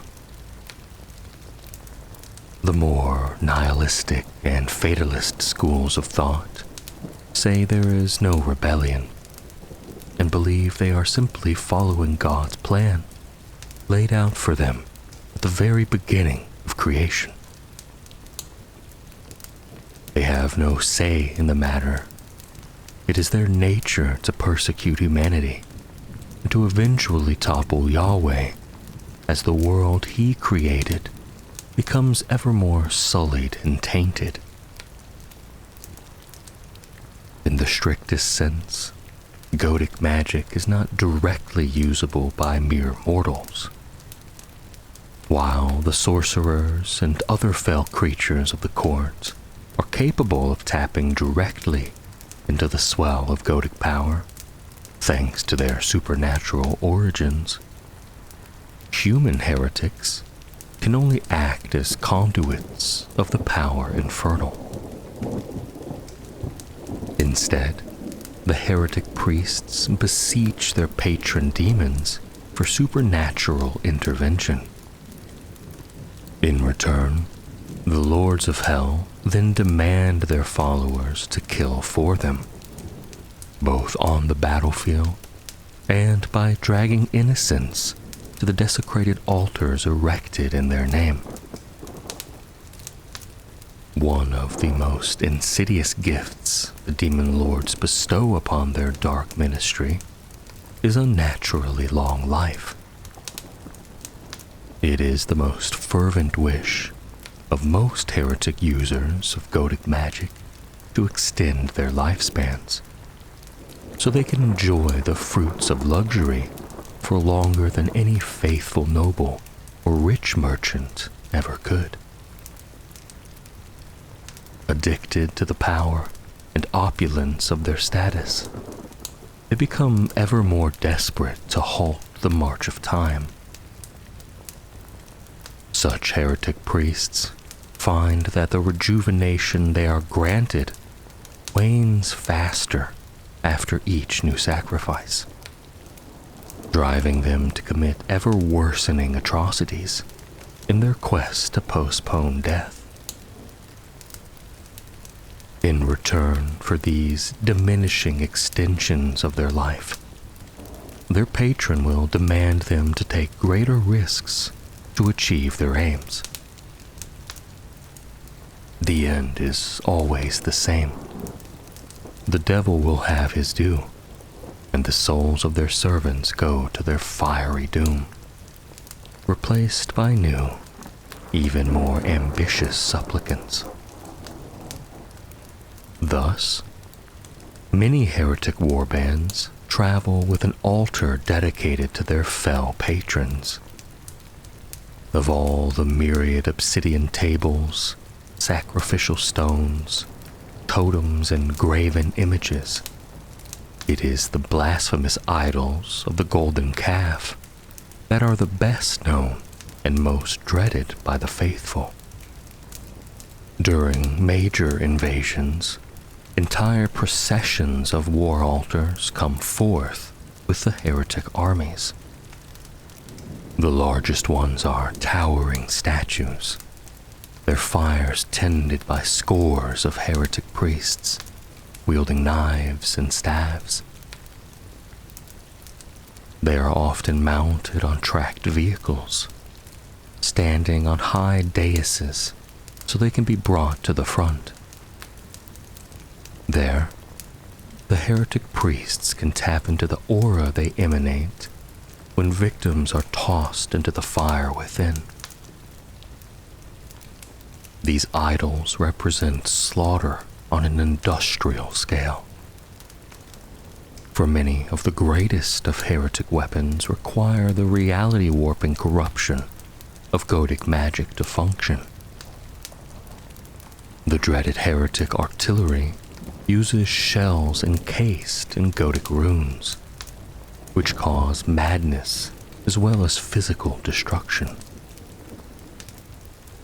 Without the black touch of the winds of Godic magic, the sentient barbed wire would simply fall into an inanimate state. Competition for the most extravagant and gaudy idols is fierce between their demon lords, and none more so than the rivalry between the serpent heads of the court, reflecting the poisonous politicking of hell itself. Many lordly demons use the altars of the golden calf as a conduit between themselves and their followers. Mammon claims them solely for himself as a symbol of his wealth and rapacity. But it is Moloch, the current serpent head of envy, that is the most keen of all the infernal nobles in urging his followers to bring ever more victims to die in the fires built beneath the golden calf. The roots of Moloch's envy run deep into the time before time. As a lordly seraphim, he yearned to create followers of his own. But this was the one thing he could never have. And when he learned that even the lowliest of humans were given the gift of life and a promise of creation, a boon denied to Moloch despite his exalted status, his jealousy turned into envy that slowly consumed and corrupted him. Eons have passed since the first rebellion, yet nothing has changed. Despite his adoring throngs of worshippers, Moloch lacks the thing he craves the most, the power of creation. Missing the true ability to create life, Moloch's envy for creation knows no bounds. In his bitterness, he covets child sacrifices above all, as it denies these beloved fruits of creation from the followers of his hated father. Heretics in Moloch's service know that capturing entire families will reap them the greatest rewards when they bring the captives to the golden, belching smoke and radiating, withering heat. It is Moloch's will that the parents see their offspring perish, their anguish being the only thing able to temporarily soothe the envy that gnaws at him day and night.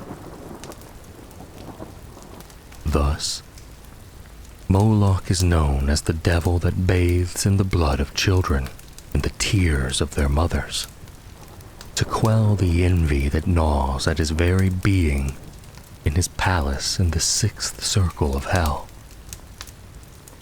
He is lost in the labyrinth of his own jealousy and ego. To compensate, it is Moloch who creates the largest number of servants of the court, yoke fiends and sorcerers and hell knights, using blackened shards of broken, fallen angels to give them a semblance of life. But in his black heart, he knows they are but counterfeits, creatures that can only multiply by diminishing themselves, the charred remains of their divine origin, weakening with every new generation. So Moloch's envy burns ever brighter, matching the sacrificial fires of the altars of the golden calf. Such supplicants go to one of the black altars of heretic abodes at the bottom of the deep inverted pyramid temples dedicated to the greatest of the archdevils. There, they are dressed in the robes of dark devotion, lie on the altar, and mutilate themselves to death by carving unholy runes into their flesh. The more wounds they can suffer before perishing, the more pleasing, it is said, their offering is. The most devout slice their own throats, trying to cut as deep as they can before their miserable life leaves them. Most such wretches go to their doom in the lake of fire, but some are reborn as choristers after 9 days. Their corpses lurch back to their feet and finish their grisly beheading, and lift their severed heads that begin to sing hymns they have learned in the inferno. From their self-inflicted wounds spurts cold blood that forms diabolic symbols and changes to match the words of their unholy chorus. They head towards the front lines, driven by a call no living can hear, and join the heretic war band of their choosing. As their severed heads sing their agonizing hymns, the minds of their enemies are filled with visions from the pits of hell, weakening both the resolve and strength of those unfortunate enough to hear the dire song of a chorister. Their hymns are often the first thing a fresh recruit experiences on the battlefield, as their unholy voice rolls across the trenches, proclaiming a never-ending prophecy of the final victory of hell over heaven. The great military hospice of New Antioch has a separate wing for those who have never recovered from hearing a chorister's dirge, their minds forever lost in a vision of eternal damnation, tied to their iron frame bed, screaming of the world to come when all is covered under the darkness lit only by eternal flames.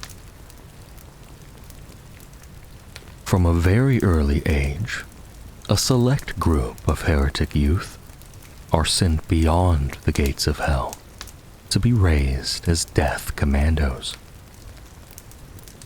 Few are chosen, fewer return, but those who complete their training stand amongst the most elite of the Heretic Legion.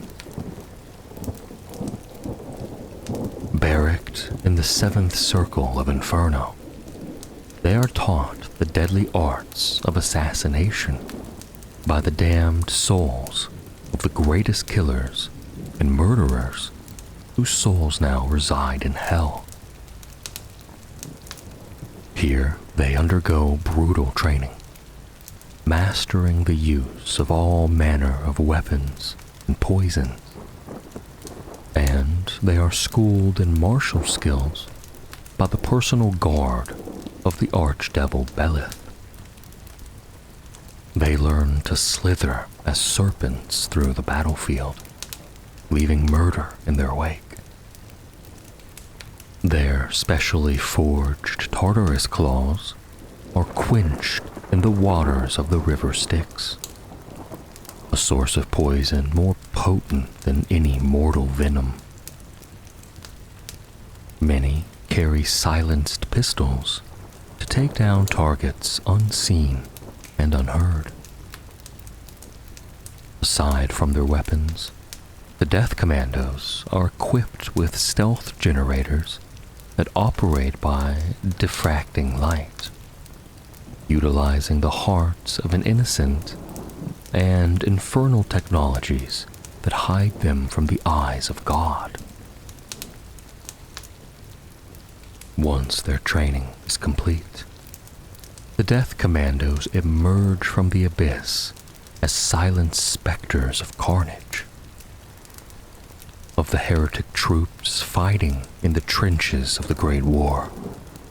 The Death Commandos are the most feared by the faithful. Most infamous in the ranks are 3 Master Death Commandos, Cain, Barabbas, and Haman, who simultaneously assassinated the Supreme Pontiff, the High Prophetess Aelia, and the Holy Roman Emperor in the year 1894. This threw church forces into turmoil and allowed the Heretic Legions to launch a lightning offensive across the Levant and Europe. The tongues of the Death Commandos are ceremonially ripped out at the end of their training. They will never speak of what they have learned, and their unnerving silence adds to their sinister reputation. They communicate with each other with a complex system of inscrutable hand signals. We are no longer supplicating weaklings trembling before an unmerciful God. We say, "Blessed are the mighty-minded, for they shall ride the whirlwinds." From a young age, all heretics are taught that God-tyrant Yahweh demands obedience. But there are always brave souls who chafe at the yoke of divine oppression.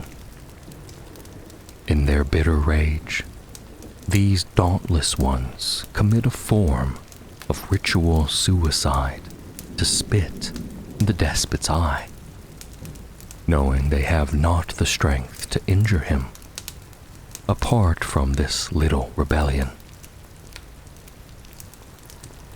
Suicide is a mortal sin, and sacrificing yourself to the glory of hell is yet a greater affront to God. Some heretics, born with a gift of sonorous voice, but little prospects of rising through the ranks. Those possessing a determination to excel nevertheless may pursue the dark path of becoming a chorister. Trench Ghost Tank Palanquin. Heretic priests who rise as trench ghosts resume the command of their dead followers in the afterlife, performing a parody. They become the nobility and commanders of the dead, echoing the role they had in life. Such mighty shades of the dead dimly recall the desire to rise in the hierarchy of the heretical order that drove them in life, and their thirst for glory gives them no respite even in death. Their life's ambitions now denied to them, these ghost leaders instead set about creating petty kingdoms and domains which they rule over as undead tyrants, compulsion driving them to pursue the goals of glory and power that are now out of their reach. They create crude makeshift scepters and crowns, striving to fulfill the aspirations that still gnaw at them, granting them no rest. Empty symbols of meaningless titles they vainly declare themselves to hold. The most powerful of them become ghost kings, holding shadowy courts in the ruined temples and desecrated basilicas of no man's land, making insane proclamations and setting policies for their followers to enact, even though each day is the same as the one before for the ghosts. There is nothing but coldness, a terrible sense of emptiness and slow decay into black, sentient dust. Lofty plans of conquest and the expansion of their domains only leads to the same end, a pointless rule over cold, barren land and corpses. Such existences drives the vain ghost kings into deep pits of despair and hatred, driven by a burning jealousy towards all the living. The ghosts envy the mortals who can still hope to attain their ambitions, while the dead are doomed for all eternity. Even the warmth of the flames of hell is denied to them. Only in battle can the undead feel even the tiniest spark of significance. When they sense the presence of the living, the ghosts fall silently but eagerly into rank and await their leader's command to go forth into battle once more.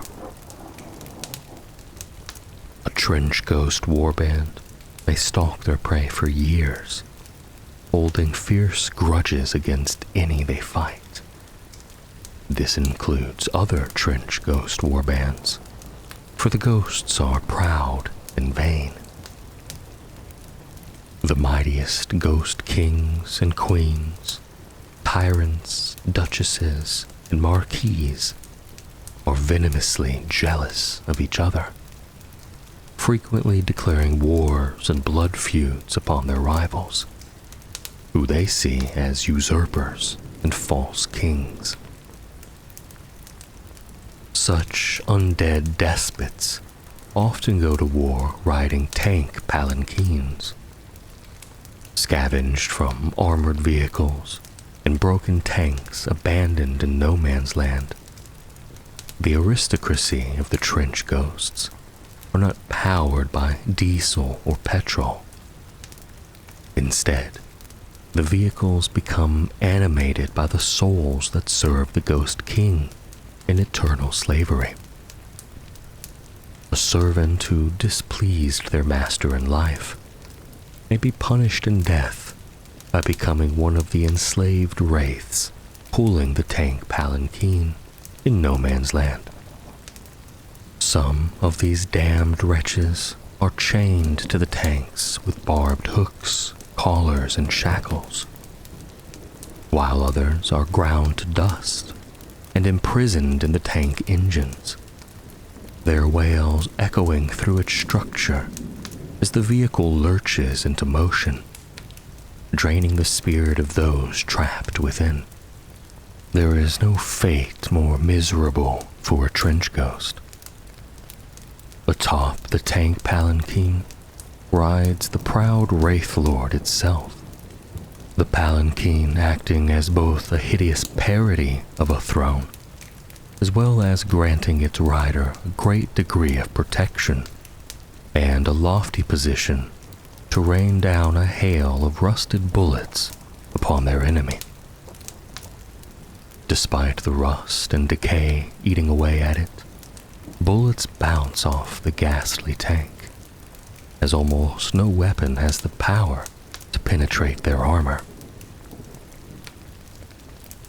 Over the years, tank palanquins become festooned with trophies, captured banners and flags, as well as armaments taken from the enemies of the Ghost King. Their troops bring gold, works of art, and artifacts of old as tributes, which are then crudely attached to the vehicle. The spectral nobles try to fill the gnawing emptiness within by surrounding themselves with testimonies of their past victories. Yet no matter how many relics they tie to their mobile thrones with barbed wire, or how many banners of vanquished companies they fly, ultimately, the Ghost Kings know that they sit on a meaningless throne of nothing. So they trundle onwards to the next battle, to the next slaughter, to the next conquest, to add to their roll of domains, carefully recorded by ghostly scribes who endlessly drone the lists of their dreadmaster's victories in an attempt to appease their cold wrath. when the eerie searchlights of the tank palanquins flicker in the mists rolling across no man's land, and as the wailing choir of barbed wire banshees announce the arrival of their lord, the wise turn and run. For once you hear the rumbling of the tank palanquin, and the undead lord's cold eyes have seen you, it will be too late to flee. Trench Ghost Trooper. Countless battles of the Great War have been fought over sacred sites. A myriad of ruined temples, churches, shrines, and masjids litter no man's land, devastated by artillery, flames, and demolition charges. Graveyards and hastily dug military cemeteries are disturbed by shelling, and the boots of soldiers trample over these sites, unheeding of their original spiritual purpose. But the land remembers that which human memory does not. Over the long years of strife, many heretics have fallen in battle over hallowed ground, only to find that there is no escaping the Great War. The earth will not suffer their polluted bodies and souls, forcing them to lurch to their feet and back into the fray. Heaven is denied to them, yet as their deaths tie their souls to earth, nor can they be claimed by hell. Thus, a new trench ghost is born. These shades dimly remember their mortal lives, and their dead fingers grasp bolt-action rifles, while torn gas masks are placed over ruined faces. As the grave-cold commands of their long-dead officers echo across the battlefields, they gather into war bands that strike out to fight once more, since rest is now denied to them. The condition of the trench ghosts fills them with bottomless hatred and envy for the living, and their war bands wage endless wars against all other creatures, be they faithful or their former comrades who serve the inferno. Even the poor wretches afflicted by the Black Grail are more alive than the ghosts, who would gladly exchange their cold misery for a chance to feel their pain. They attack all intruders to no man's land on sight, silently gathering into assault squads when they sense anything that does not share their miserable state. Though it no longer carries any true purpose, the trench ghosts still feel the greed for coin and the compulsion to arm and equip themselves. They loot no man's land for every buried ducat or discarded rifle and sword, and pile such loot into great hoards in hidden places. When there are no enemies to fight, they trade with each other and perform military drills, even though these actions have no meaning or end goal. These undead warbands recruit lone, wandering trench ghosts to their ranks, and they can swell into virtual ghost armies, holding sway over large tracts of land. Shadowy domains or dead generals hold courts as ghost kings. Even the seas are not safe from this undead plight, for those heretics who perished when fighting over sacred waters have become ghostly raiders, bound to the high seas until Judgment Day. When the sun is high in the sky, the ghosts haunt the bunkers, pillboxes, and underground tunnels, waiting to ambush the unwary and foolish who travel to their lairs in search of respite. Their semi-corporeal forms, though extremely resistant, can still be destroyed by sword and bullet, and especially fire. Hacked to pieces, burned or blown apart by ordnance shells, even the undead form of a trench ghost will eventually cease its struggle, losing the will to animate its remains. But even this does not grant them a release. Their sentience still lingers in the shattered remains, never able to escape the circle of Earth, eternally trapped between this world and the next. Years pass, and their semi-corporeal remains wither into ugly black soot, where memories gnaw their tortured mind that has now lost all cohesion.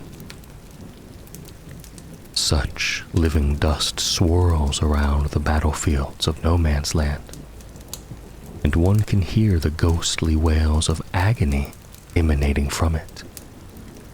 Soldiers who hear this eternal, unearthly echo of pain never forget it. Heretic naval raiders. The Heretic fleet maintains naval supremacy on the majority of the seven seas. Only in the Mediterranean do the faithful strive to maintain some parity in order to ensure the supply of New Antioch. But elsewhere, the Heretic naval raiders are an ever-present menace to shipping lanes in coastal communities. Commanded by the high captains, the power of the Heretic fleet is threefold. First, there are the behemoth capital ships, built in mockery of the ark that God once bade Noah to construct.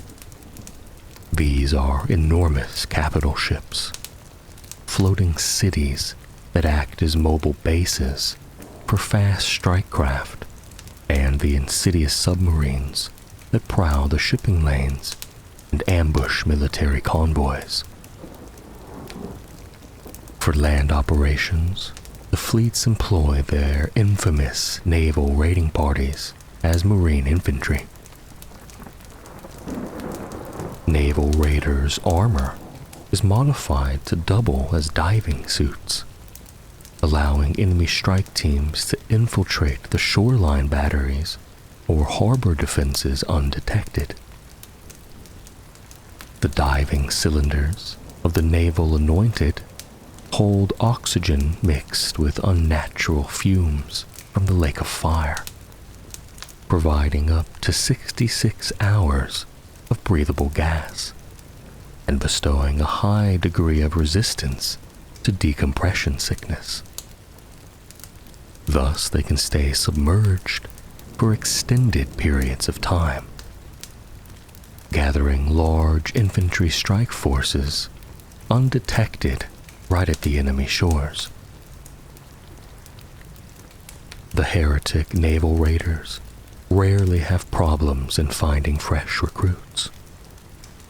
Several mighty nobles of hell lay claim over the seven seas, attracting many of their worshippers to the fleets, and there is plentiful loot, as well as many chances for promotion and finding favor in the eyes of their infernal overlords through deeds of wanton murder, despoiling the places where saints once spread the faith of the tyrant god the heretics hate with white-hot rage. A favorite tactic of the naval raiders is to sneak upon their target in the cover of night, striking at dawn in the honor of the morning star.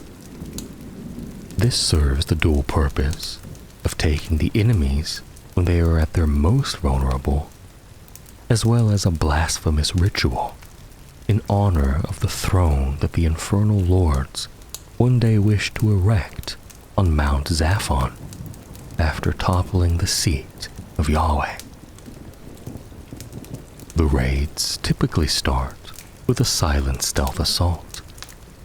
Any lookouts will have their throats ripped open by the Tartarus claws of the Death Commandos, while silent naval legionaries emerge from beneath the waves, unleashing sudden death with poisonous gas grenades, silenced pistols, and boarding axes.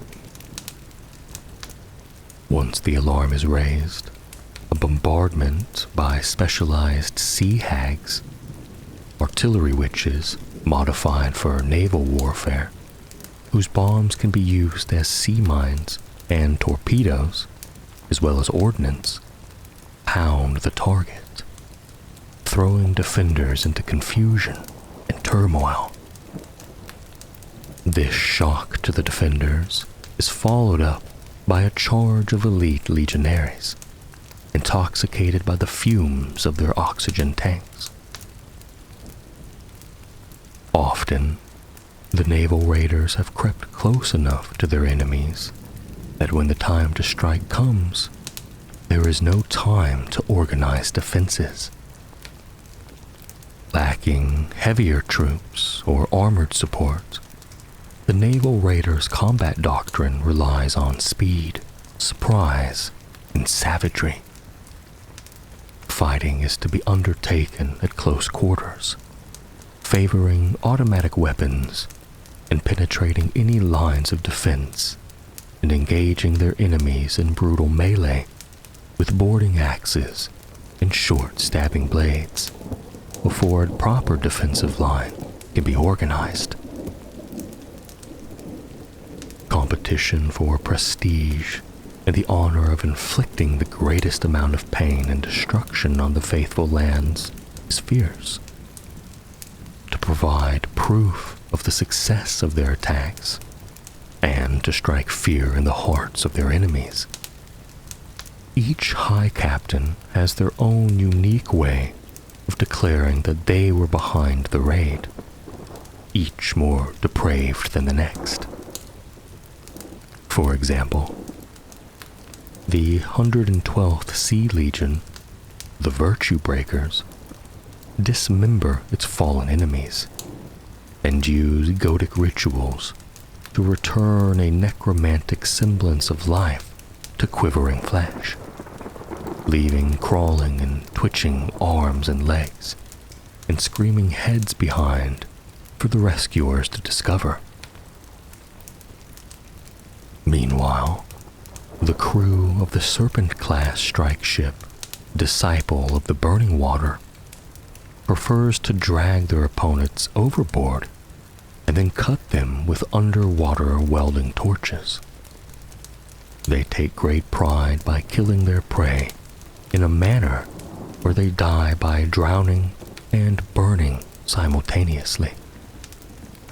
Objectives of the heretic raids vary: slave raids, destruction of shore defenses or communities, gathering information, looting coastal enclaves, or escorting death commandos on missions to take out important church leaders or temporal rulers through assassination. What the faithful fear the most, however, are full-scale invasions within their heartlands, like the 1872 landing that conquered Rijeka and established a beachhead that is like a dagger pointed at the heart of the church. Thus, the sea patrols from the Gulf of Finland to the coastal guard of the Demins of France and the Capudan's Pasha's fleet sailing the Sea of Arabia nervously watches the waves, hoping that the waters off their home shores do not hide a heretic naval raiding party. But the age of the Great War is dark, and the sea belongs to the enemies of God. When the infidels opened the thrice-cursed gate to Jahannam, releasing the Gog and Magog upon those who believe. It seemed that all was lost, and Shaitan would emerge victorious over Dunya. But the creator of the universe came to the aid of the faithful, and, as had been written, the great iron wall of Du-al-Qarnan manifested itself in the lands ruled by the Sultan of Rum. A call was sent to those who believe righteously, and, over the coming decades, the migration of all the faithful, second in importance only to the Huraj of the Prophet himself, took place across Europe, Asia, and Africa. Millions perished on the road and at sea, for the heretics and their Shaitan lords swarmed them as locusts swarm fields of ripe sesame, devouring them and building vile monuments and statues from their limbs and heads, so they could not be buried as it is decreed in the holy texts. But once all those who survived the journey had come, the mighty gates of Al-Qarnan were closed, and the great sultanate of the invincible iron wall of the two horns that pierced the sky was formed. The assaults of the slaves of Jahannam against the sultanate have never ceased since that day, and each day new martyrs are mourned as they defend the wall and confront the heretics who have overcome its defenses. But within the walls, the lost knowledge flourishes, and from mosques of white marble and gold muezzin call the faithful to pray for the success of the Sultan's army as it struggles to protect the lands within the wall and defend the caravan trails that provide the Sultanate with vital trade goods. The Iron Wall is the greatest defensive work in the world, a mighty bulwark festooned with the famed artillery of the Sultan. Azeb sharpshooters stand at the ready, ever watchful for surprise attacks. And the elite Janissary regiments have barracks at set intervals near the wall, so they can react to any attack at speed. During a more serious incursion, a full muster of Azebs is called. The House of Wisdom unleashes its terrifying Takwin creations upon the foe. And if the need is desperate, the Sultan himself comes forth, and his Janissaries march with him to do battle, carrying the green flag of the Prophet before them. Thus, the protection of the Iron Wall has had an extensive influence on the Sultanate way of war. The conscripted Azebs are experts at feigned flight and skirmish, while the loping lines of Jabir harass the enemy flanks. All the while, the superb artillery of the Sultan bombards the enemy as they make their torturous journey across the battlefield, littered with traps set by the skilled sappers. When they reach the ranks of the faithful, the Janissaries, Sultan's elite household troops, close in and finish the enemy with their devastating countercharge, led by their iron-willed officers. Dreaded assassins from Alamut prowl in the winds of time, striking the enemy elites and leaders, while the alchemists of the House of Wisdom unleash devastating weapons made deadly by their elemental mastery, capable of overcoming defenses of virtually any foe. Beyond the Iron Wall, forces of the Sultan operate in small, mobile companies, each with a particular mission to accomplish. They hunt down apostates that have gone to serve shaitans, look for the relics from the time of the prophets, or seek to recover lost treasures and books of knowledge from the ruins of the fallen caliphates. Though an understanding between the Church and the Sultanate on being co-belligerents against Jahannam exists, the commanders of these expeditions will tolerate no interference and do not hesitate to crush those who would hinder their mission. Resentment against the infidels who unleashed Gorg and Magog runs deep in the Sultanate, and matters of honor are swiftly resolved with duels to the death. Woe to those who dare to hinder the mission of those who believe. In the name of Allah, the compassioning the compassionate, praise be to Allah, the beneficent King, the Creator of the universe, Lord of the three worlds, who set up the firmament without pillars in its stead, and who stretched out the earth even as a bed, and grace and prayer, blessing be upon our Lord Muhammad, Lord of apostolic men, and upon his family and companion train, prayer and blessings enduring in grace, which unto the day of doom shall remain. The Janissaries are the Sultanate's elite warriors, raised from childhood in the arts of war. Captured during raids upon the desolate northern and eastern marches beyond the Iron Wall, they are subjected to rigorous martial training and indoctrination from an early age. Through spiritual and alchemical means, bound by chains unseen, their minds are carefully conditioned until they attain a complete and unwavering loyalty to the Sultan and to him alone. Their physical attributes are augmented by potent elixirs created by the mystic Jabirian arts.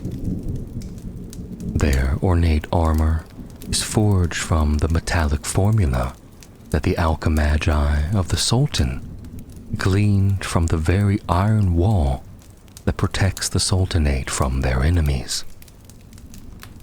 These soldiers are also protected by powerful talismans crafted by the blind thaumaturgists from the school of the meteoric omen.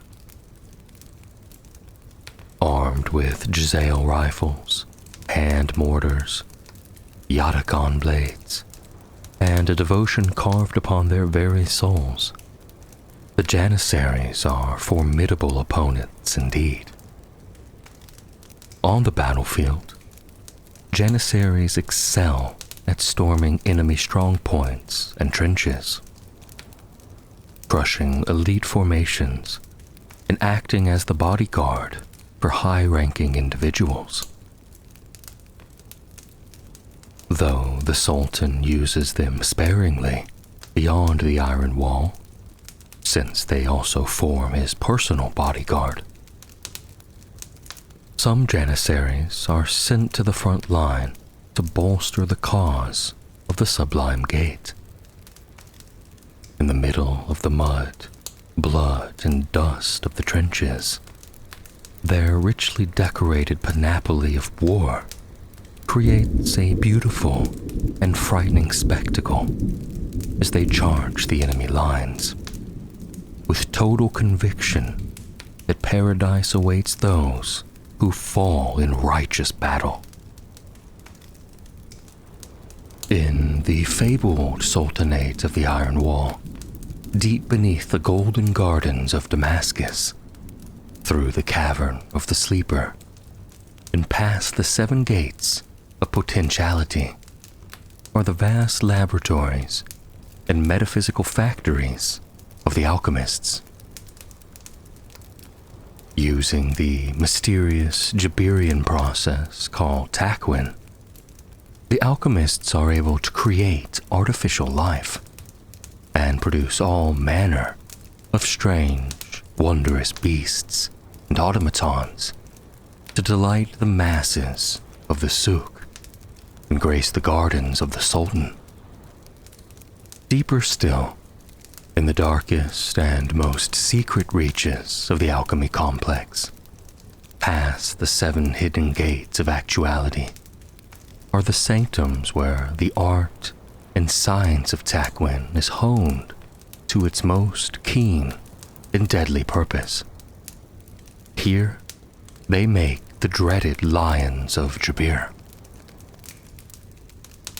Named after the deadly hunters of the plains, the Lions of Jabir can take many forms, not all of them leonine. Each one is a unique masterwork, and they are grown according to the skills and artistry of the Jabirian scientist that created them. The esoteric arts the alchemagi employ are learned through study of forbidden books of Solomon, and many alchemists are killed when their experiments fail or run amok. However, the Lions are in desperate demand by the army of the Sultanate, so the program continues, regardless of cost or casualties. Creating the Lions of Jabir is extremely difficult, and there are endless variables to consider. Because of this, the Lions are often malformed in some way. Though still magnificent hunters in war, their malformations often cause their existence to be one of constant physical pain and suffering. The truly tragic cases are the Lions created with human-like intelligence, who are racked with existential dread as they realize the horror of their unnatural origins. In battle, the Lions of Jabir are deadly threats and are used as a vanguard of the host of the Sultanate. The Sultan himself has a hunting pack of 77 enormous Lions of Jabir that guard him day and night and accompany him on the battlefield. The speed and the ferocity of the Lions is nearly unmatched, and some even have strange powers granted by their alchemical birth. Many have armor melded with the flesh and fashioned from alchemical metals, etched with cryptic seals and sigils, and richly embellished by the alchemists to hide the defects in their creations. The alchemists are the battlefield mystics and artificers of the great Sultanate of the Iron Wall. Schooled in the hidden knowledge of the legendary Smaragdine tablet within the House of Wisdom, admission is open to any with will and intellect deemed sufficient, be they man or woman. To become an alchemist is no easy task. They undergo many trials on their path to mastery. First are the countless lessons of the newly initiated, studying Jabirian corpus, translating the keys of Solomon, and learning all the fundamental disciplines of their primeval science. Only after 7 years of study, under the watchful and exacting eyes of the high alchemagi, is an aspirant allowed to attempt the 3 trials required for full membership in the order. The first trial is to create a suit of alchemist's armor, which protects against harm. This is an essential tool of their craft, festooned with the seals of Solomon, which enables them to bend the elements of creation to their will and shields them even from the devices of hell. Next, they must create a Taquin servant, a homunculus creature of artificial life and intellect. If the candidate manages to follow the complex formula, as well as the intricate timing and temperature requirements, the creature will emerge after 40 days of toil. It will act as the alchemist's living tool of creation, for their hands have fine motor skills, well beyond even the nimblest craftsman. Vaguely shaped like a small human, it can change the consistency of its body to an almost liquid-like slime, to squeeze into alchemical chambers, to do their master's bidding in extreme temperatures and in the fog of poisonous chemical fumes. Many aspirants fail here, and their creation emerges from its golden celestial sphere, a deformed monstrosity, filled with hatred towards its creator. It burrows itself into the alchemist's body to consume it from within, wearing its would-be master as a skin. The third and final test is opening their third eye, the key to cosmic illumination, which allows them to see the building blocks of creation, and thus be able to ensure that the elements they use are in perfect balance. Those that fail their final test are horribly changed. Their third eye swells to nightmare proportions and melds with their original pair, driving the aspirant mad during the process of their deformation. They spend the rest of their pitiful lives screaming of the unseen horrors all around now revealed to them. Out of mercy, alchemists that fail in this way are often put down. But there are rumors of cabals of these living failures, kept alive for reasons unknown. An alchemist that has passed all three trials is formidable indeed, a master of esoteric powers, able to control fire and ice, metal and liquid, capable of creating intricate mechanical devices and artificial life, as well as weapons of calamitous potency. In exchange for the freedom to practice their arts, the alchemists supply the Sultanate with the peerless Jabirian battle lions and serve on the front lines where their devastating alchemical compounds melt the flesh from the bones of enemies of the believers, dissolving through even the toughest armor. They go by many names: ghost wolves, the secret knives, subtle vipers, the Sultan's wrath. Whatever they are called, assassins of the Sultanate instill terror in the hearts of even the most dauntless.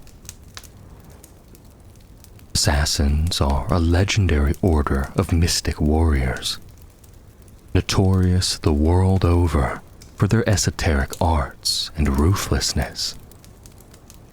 Atop a forbidding mountain broods the Onyx Fortress, Alamut the Unconquerable. Behind its shadowed walls, great secrets are hoarded by the ancient Magi. Some say that the founder of the Order of Assassins, Rashid ad-Din Sinan, best known as the Old Man of the Mountain, still holds his court here. A preposterous rumor, naturally, since that would make him close to 8 centuries old. Though the Ismaili sect of assassins is seen as heretical by many within the lands of the Iron Wall, a pact forged between Sultan and the Mountain ensures that the war bands of the believers often include one of the supreme killers in their service. Assassins are able to bend space and time using sacred rituals and powerful hallucinogenics discovered by magi of the order. With this esoteric power, they prowl behind enemy lines, hunting their targets with merciless efficiency. They can seemingly appear in 2 places at once, strike an enemy with startling speed, and then travel back in time to a moment a few heartbeats before, safe from any retaliation. They do this in service of their Sultan, whose enemies they are charged to destroy in a form of ritual holy murder. To carry out this task, the assassins are painfully altered by many powerful unguents, chemicals, and potions. They stand much taller than a normal man and are many times as fast and strong. Though adept with all manner of weapons, assassins favor the poisoned blades forged in the unknown depths of Alamut. These weapons are imbued with the supreme poison, the milk of Manat, also known as the cup of death. A simple touch of these blades upon unprotected flesh is certain death, as the body of the victim turns black and rots from within over the course of several excruciating seconds. In chthonic chambers, deep below the surface, generations of young assassins are raised, where they are fed an awful, bitter diet rich with strange toxins. Generation by generation, their tolerance grows, until the blood of these willing vessels is drawn and then smelted into poisonous iron. The iron is forged into wicked, curving blades, and deadly spells of slaying are layered into each fold of the toxic metal. Finally, the red-hot blades are quenched in the venom of the pale, unnatural offspring of a basilisk and manticore. Thus, the blood of the first generations of assassins still lives to this day, growing more potent with each generation. The lands of the Sultanate are vast, and many armies can be raised from the multitude of the provinces, where one household in 20 is required to arm and equip a soldier to serve the ruler of those who believe. Most such soldiers are known as Azebs, meaning unmarried, as those with families cannot become Azebs, who serve as the light infantry on both land and sea, as well as guarding the great Iron Wall against the heretic assaults. When an elite force is sent beyond the wall to strike at the enemy or look for holy artifacts, the recruiters of the Sultan call for volunteers to join the leaders of such expeditions. Though the missions into no man's land are dangerous, there are always plenty of Azeb who step forward. There is fame to be won, and chance aplenty to acquire valuable loot. Weaponry of the Azebs varies a great deal, as they do not have access to the superb arms, armor, and alchemical marvels the elite household troops of the Sultan, such as janissaries and cataphracts, do. Most carry jazales, with a distinctive curved stock. These are handmade weapons, and consequently they vary wildly in their construction. Jezzails are very personal weapons, well crafted, and their distinct curved stocks are intricately decorated. These long arms can be loaded with all manner of ammunition, fired roughened bullets, long iron nails, or even alchemically treated slivers of the great iron wall. This makes Jezzails highly adaptable and less dependent on easily depleted ammo. Other weapons and equipment include curved daggers and scimitars, pistols and sappers' equipment. Armor is rare. Azebs are often used by their superiors as light skirmishers to harass and tie down the enemies, while the heavier troops close in for the kill. Their superiors see little reason to waste expensive armor on troops that fall in great numbers and are easily replaceable. Paradise awaits for those who die for their faith, after all.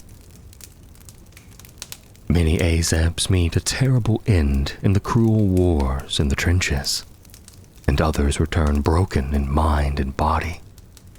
But there are always new, hot-blooded recruits willing to risk it all for the Sultan, a chance to kill the hated followers of Shaitan and return home as heroes with fabulous stories and glittering gold.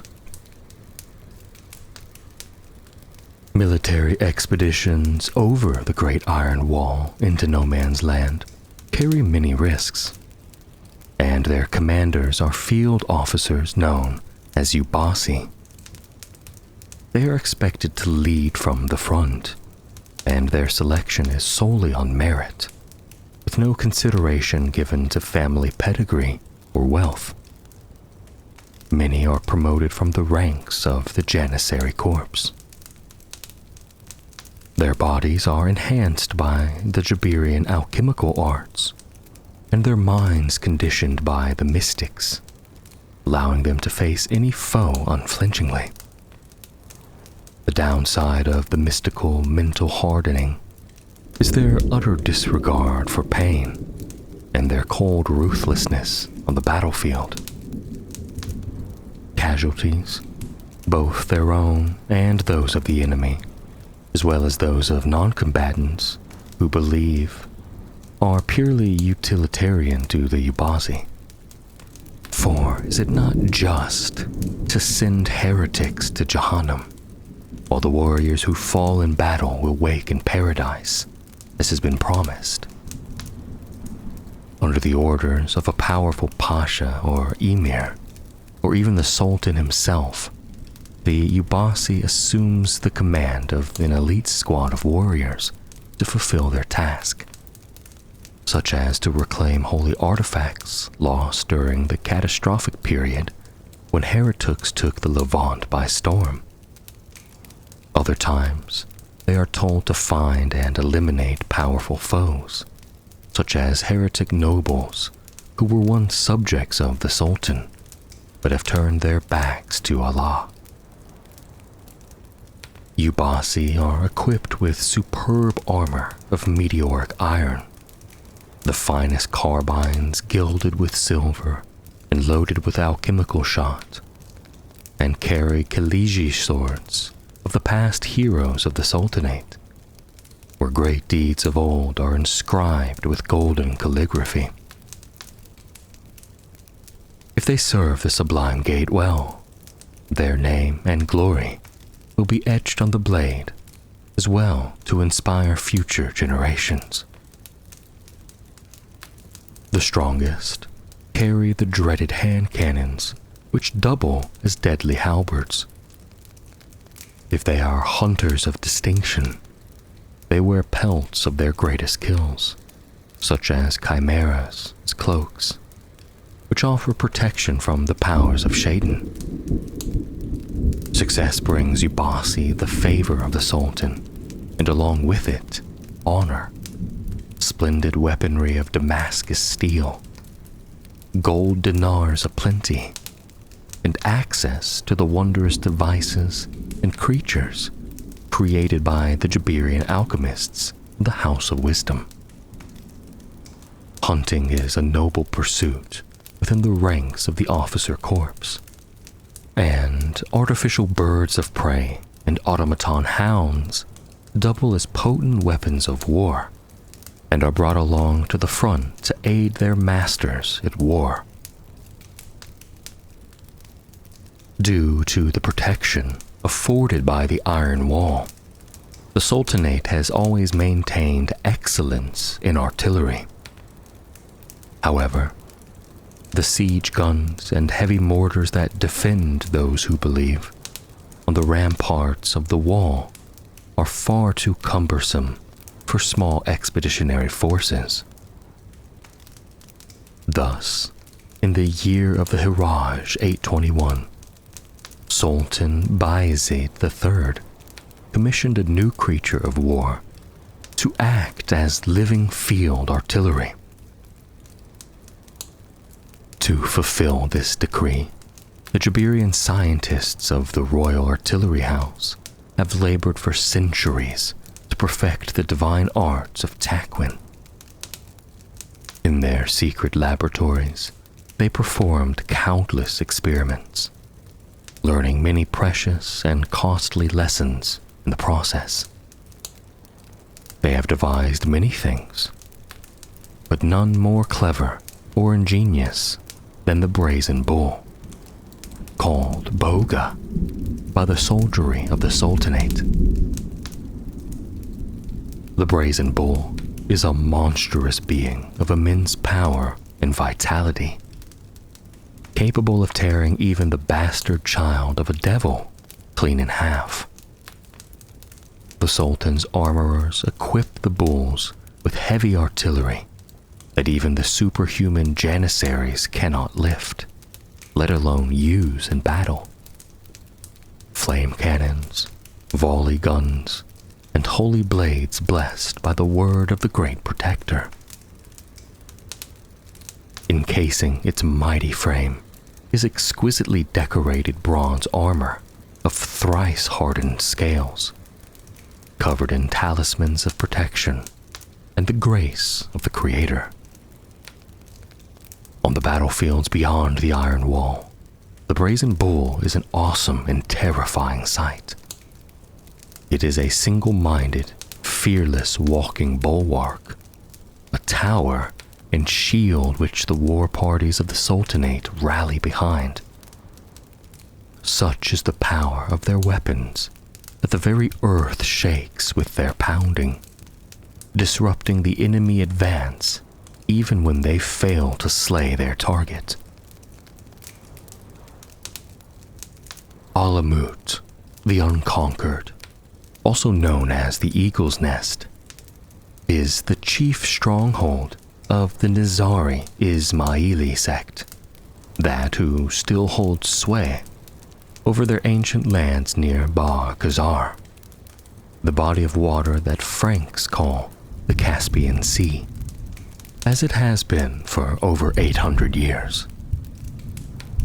This mountain fortress houses the dread order of assassins. No deadlier killers walk this world, raised from childhood in the lethal and esoteric arts that bend time and space in service of their mystic and murderous craft. Many learned scholars of the Iron Sultanate's ulama claim that Alamut was left outside of the Great Iron Wall as a mark of Allah's disfavor for their Zandakah, their heretical religious views on religion. The mystics of the assassins sneer at this suggestion and maintain that the ever-preserving knew his children at Alamut would need no such protection. Their own bravery would suffice. Though largely closed to outsiders, There are times when the old man of the mountain requires the services of outsiders or wishes to seek counsel from a sage of great wisdom in person. Such individuals awaken to find summons placed by their bedside, delivered by unseen hands as they slumber. Summoned to the capital of Daylam, as the assassins call Alamut, few dare to refuse such an invitation. At the mouth of the valley, they are met by the servants of the order, who blindfold them to ensure they cannot learn the hidden paths to the home of the eagles. Such visitors tell of heavenly gardens, libraries that rival those of the House of Wisdom, and laboratories where philosophers, scientists, theologians, and sages of the Dervish Ismaili order debate a multitude of matters. Very few will speak of their audience with the master of the knives himself, the old man of the mountain, for fear of insulting their dread host. Of those brave enough to reveal details of their encounter, some describe being greeted by a youth full of vigor, an athlete and a warrior at the prime of his life, wearing a shining white cloak. Others, however, describe an ancient man with a long silver beard, stern and whip-lean, dressed in black, adorned with tiraz in the color of blood. Whether a result of a clever disguise or the mystic arts, no two descriptions of the countenance of the Lord of Alamut match each other. All accounts agree on one detail: a simple ring bearing a seal engraved with the symbol of the Holy King, who the Franks call Solomon the Wise, rests upon a chain around the neck of the Lord of Alamut. Rumors abound that this is the first and true seal given by Allah to the mighty king, giving him the power to command spirits such as Shayati and the Jinn. It is speculated it is the power of the seal that has kept Alamut safe all these years, despite Hell's forces holding the land surrounding Alamut and its hinterlands. Whatever the truth of the matter, no warband of the court of the seven-headed serpent has ever approached the citadel of Alamut. Beelzebub's unclean Order of the Fly recoils from the assassin's hinterlands, and no outbreak of the Black Grail has ever been reported within their domain. It seems that Hell's otherworldly powers are held at bay by some kind of protection capable of countering their goetic magic. Thus, the mission to conquer Alamut has fallen upon the mortal followers of Jahannam. Abaddon, the great prince of wrath, has promised a reward of eternal youth to any heretic warlord who captures the eagle's nest. Despite the overwhelming numbers of the forces of the Heretic Legions, all who have attempted to take the fortress thus far have failed. Many attempts to invade are thwarted in their earliest moments, as great heretic lords die in their tents to an assassin's daggers, or through poison in their meals. Others disappear without a trace, their painstakingly built alliances falling apart like chaff in the wind. Scarcely a decade passes without Alamut being assaulted, for there is no lack of ambitious heretic warlords. But the forces of Shaitan that have laid siege to its onyx walls have discovered that the fortress is all but invincible.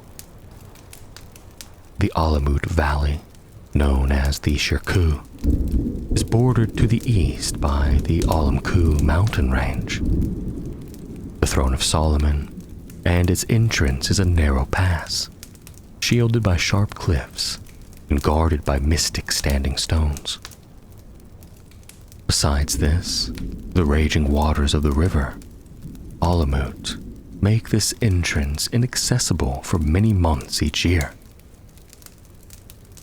Flanked by the iron wall to the east and west, any forces approaching come under a barrage of long-range artillery from its garrison, who gleefully exact a heavy toll on any would-be invaders. In the skies above, the airspace is protected and patrolled by the Sultan's flying ships of war, making aerial assaults impossible. Though no official documentation or declaration exists, the strategists of New Antioch widely believe that the Sultanate's indirect protection of the Alamut is granted in exchange for the services of the assassins. Alamut's natural and military defenses are not its only safeguard. Heretic long-range artillery finds its shells striking the surrounding mountains, never the fortress itself, no matter how carefully the distances are measured or what dark prayers are offered to patron demons. Assault forces lose their way, even when guided by infernal compasses and maps. Time itself flows in strange fashion here, and invaders find that each step robs their youth and vitality, causing them to succumb to the infirmity of old age long before reaching the walls of Alamut. Their spent and withered bodies fall to join other unsuccessful invaders scattered across the land of the assassins, as their souls succumb to their doom in flames. Even to behold the fortress is a trial, its stones vanishing against the sky, eluding the eye and confounding the mind. Those who have tried to assault Alamut and have lived to tell the tale recall a powerful aura of forbidding menace surrounding the home of the eagles.